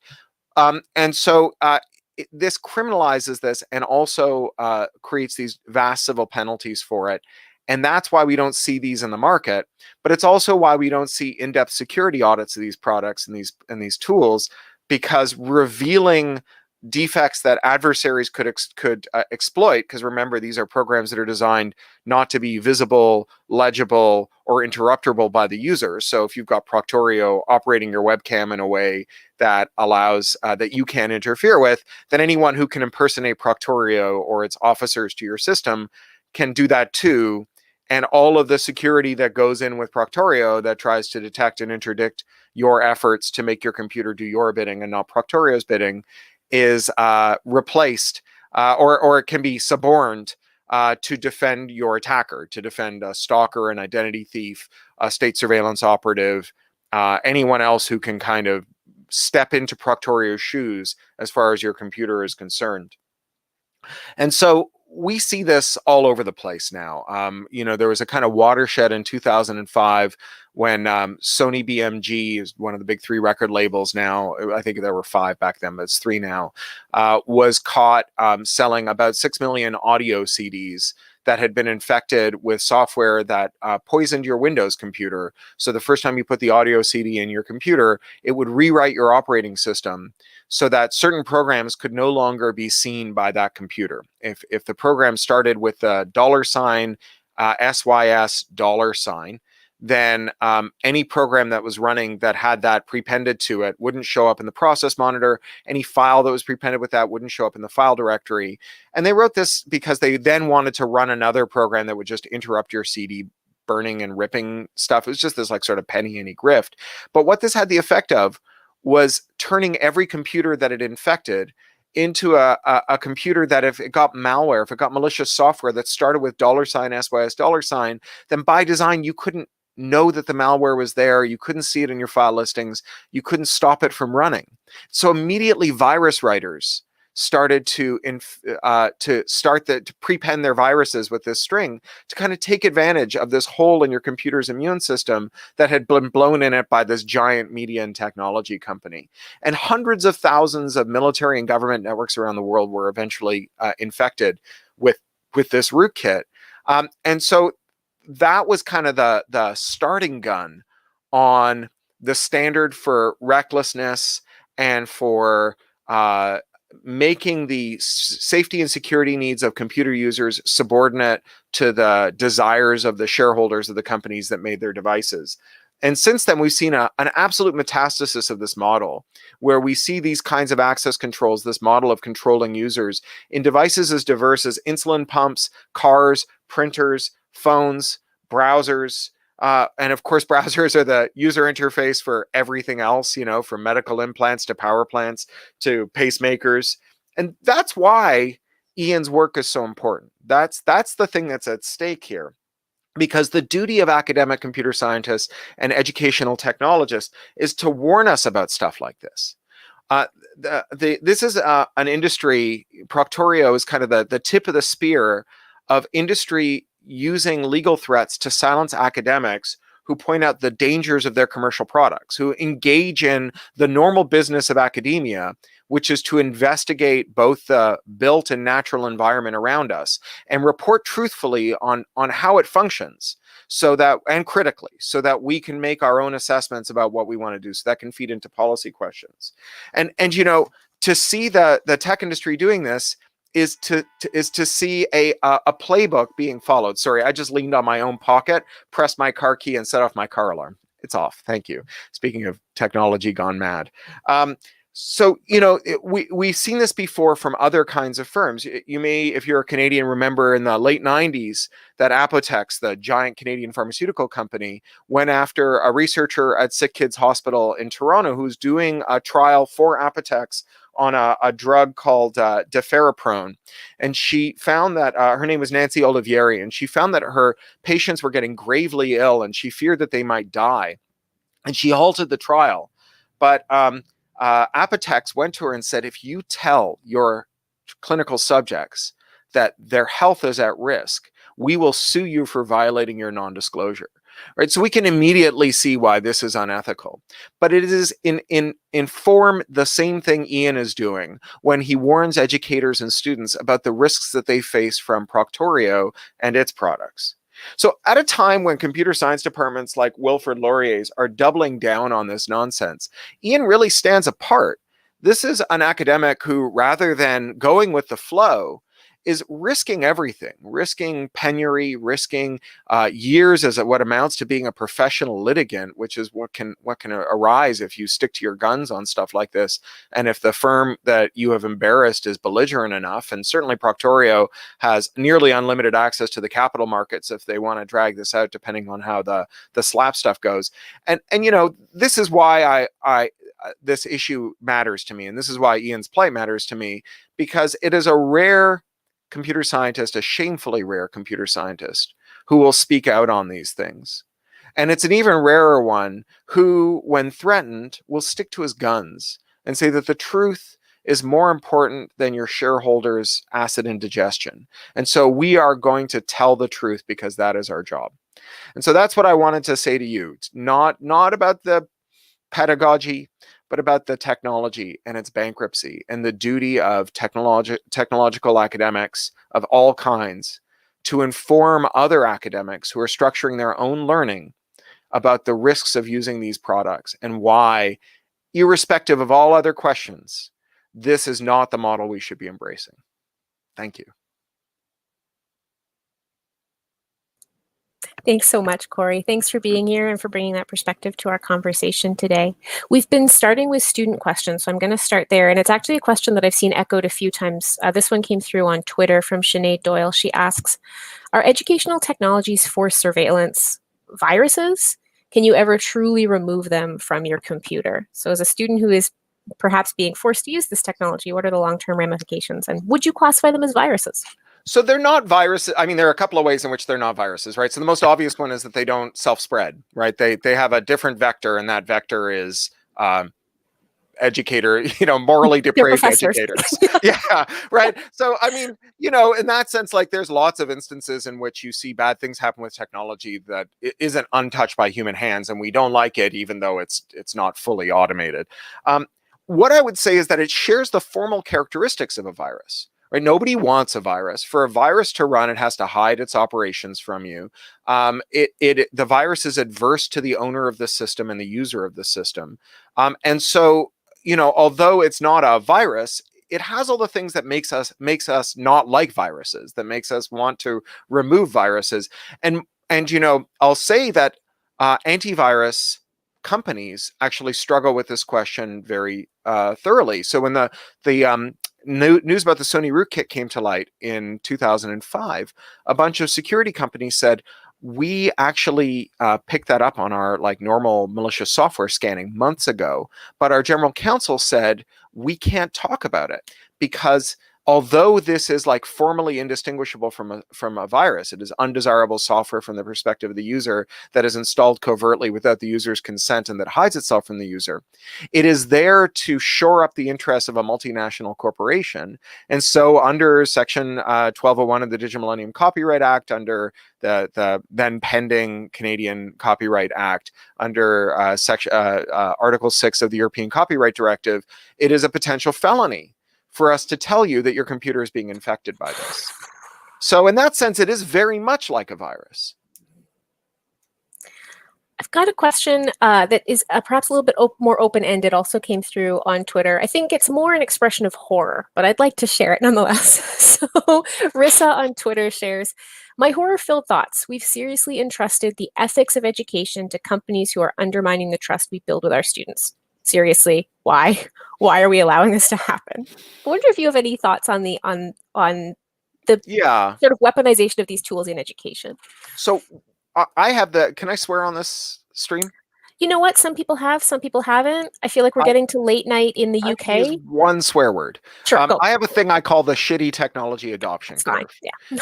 and the shitty technology adoption curve, it predicts that when you are trying to do something technologically that the users of this technology will be really angry about, you have to first use the technology on people whose anger doesn't provoke action.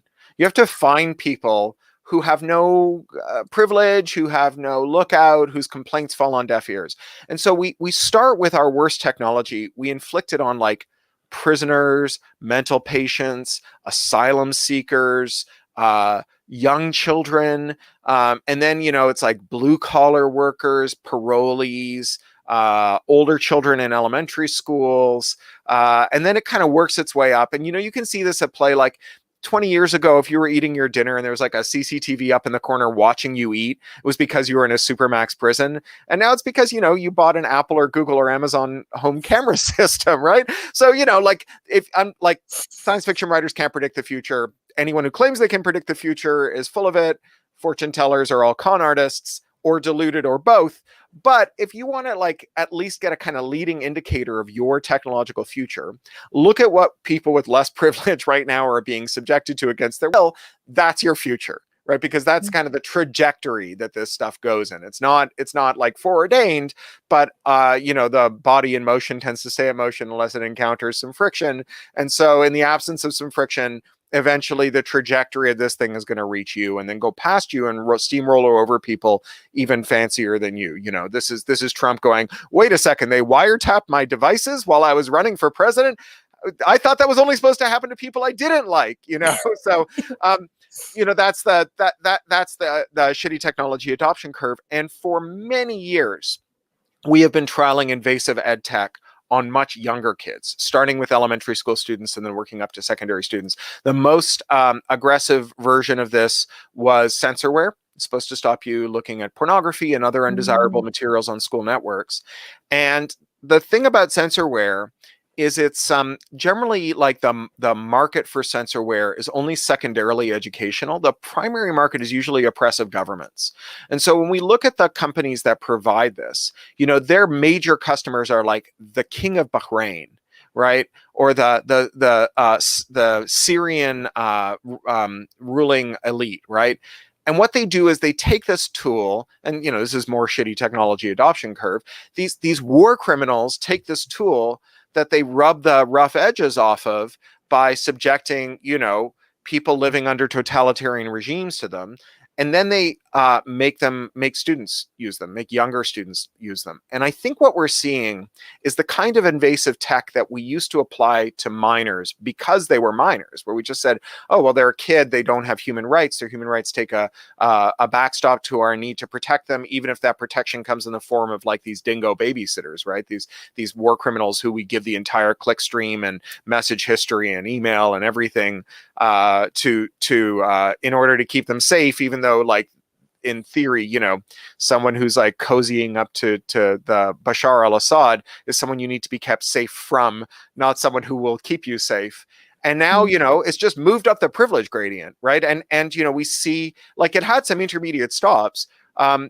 There was an absolutely ghastly report on women who are sucked into doing work from home call center stuff, where they actually are misclassified as independent contractors. They have to pay to get trained to be like a Disney call center operator. Their calls are listened in on all the time. That every click they make is watched. Every character they type is watched, and so on. And it's a pyramid scheme. Like the only way to get ahead is to recruit your friends. The majority of them are African-American women. You can be fired at any time. But if you quit, you have to pay a cancellation fee for your contract. And so like we see, you know, that kind of crappy technology and social arrangement being visited on these people. And now, you know, Microsoft has just announced that Office 365, which most enterprises are now using, has like 78 metrics that it automatically compiles by default on every person in the company, and then produces these leaderboards for managers. And then, you know, like to watch it kind of run up the shitty technology privilege gradient really quickly, those managers are then incentivized to do the same thing to their whole company, to authorize Microsoft to take all of the data generated by their whole company and everything they do and use it, mine it to give them metrics against other companies to say, you know, your employees are 60% as effective as these other companies. But, you know, like that's just the kind of the ugly totalitarian face of it. But it's also all of these companies having all of the data that detail their operations being given to a company that is this diversified monopolistic conglomerate that probably competes with them in some way. And so now like you've got this competitor that is sucking up all of your operational data that they can then use in ways that can come back to harm you. So, you know, it goes from like prisoners to elementary school students to like African-American women working in pyramid scheme, phone banking, abusive firms, to like university students, to white collar workers, to white collar firms, right? To like the actual businesses themselves have now been kind of subsumed into this logic. And so, yeah, like we need a big old reset on the way we think about this stuff. That's depressing. Thanks. Thanks, Corey. Well, I really appreciate you know your what? contributions Like today. if we're ready to like push back, then you know we got a lot of allies. Yeah, we do. We do. And speaking of which, we're going to invite Ian in to have some closing remarks today for the event. So thank you so much for your contributions my today. pleasure. Thanks for having me. Thanks. Ian, I just realized I don't have an introduction for you. Hey, pal. How's it going? I'll speak to that. Okay. I'm going to disappear then. This is Ian. Hi. Thanks, Brenna, and thank you all for joining the Teach-In Against Surveillance today. I'm so glad that you were here to share this powerful learning experience. And to all the volunteers, teachers, participants, I really hope that your hearts are feeling full because we needed this. We're a community of communities. We don't always get to come together, but today we are one community with shared values and purpose. And I don't want anybody to forget this well-earned moment. It's almost time to peace out from the from the Teach-In, but thank you for sharing these last few minutes with me. My name's Ian Linkletter, and I have the dubious honor today of being the dude being sued. 3 months ago, on September 1st, Proctorio filed a strategic lawsuit against public participation against me to try to silence me and to try and intimidate all of you. And 3 months later, here we are. So how's that going? I don't know. In their civil claim, Proctorio said that I've harmed them. And because of my tweets, this is a quote, students could change their behavior or adopt strategies to circumvent the software. Students could change their behavior, and that's bad? They're not supposed to know how the software they're required to use works? To begin, I guess I'd like to start by answering Brenna's question, which is one that I've been getting a lot. I'm doing okay. Thanks for asking. Sometimes I say that and it's just because I'm being polite, but today it's true, and it's true because of all of you. The lawsuit has been a really big burden, as intended. It's cost me financially, it's cost me emotionally, and only my wife and family are ever going to really know. I'm forever grateful because due to their help, this experience is not going to defeat me. And because of your contributions, we're going to withstand this lawsuit. And with your voice, we will make Proctorio pay. On September 2nd, Proctorio went to BC Supreme Court for an ex parte without notice hearing about my tweets. It sounds kind of fun, ex parte, but I wasn't invited. A judge granted them a temporary injunction preventing me from distributing copyrighted, confidential, technologically protected materials, which is more commonly known as tweeting YouTube videos. So until I get my day in court, my freedom of expression is constrained.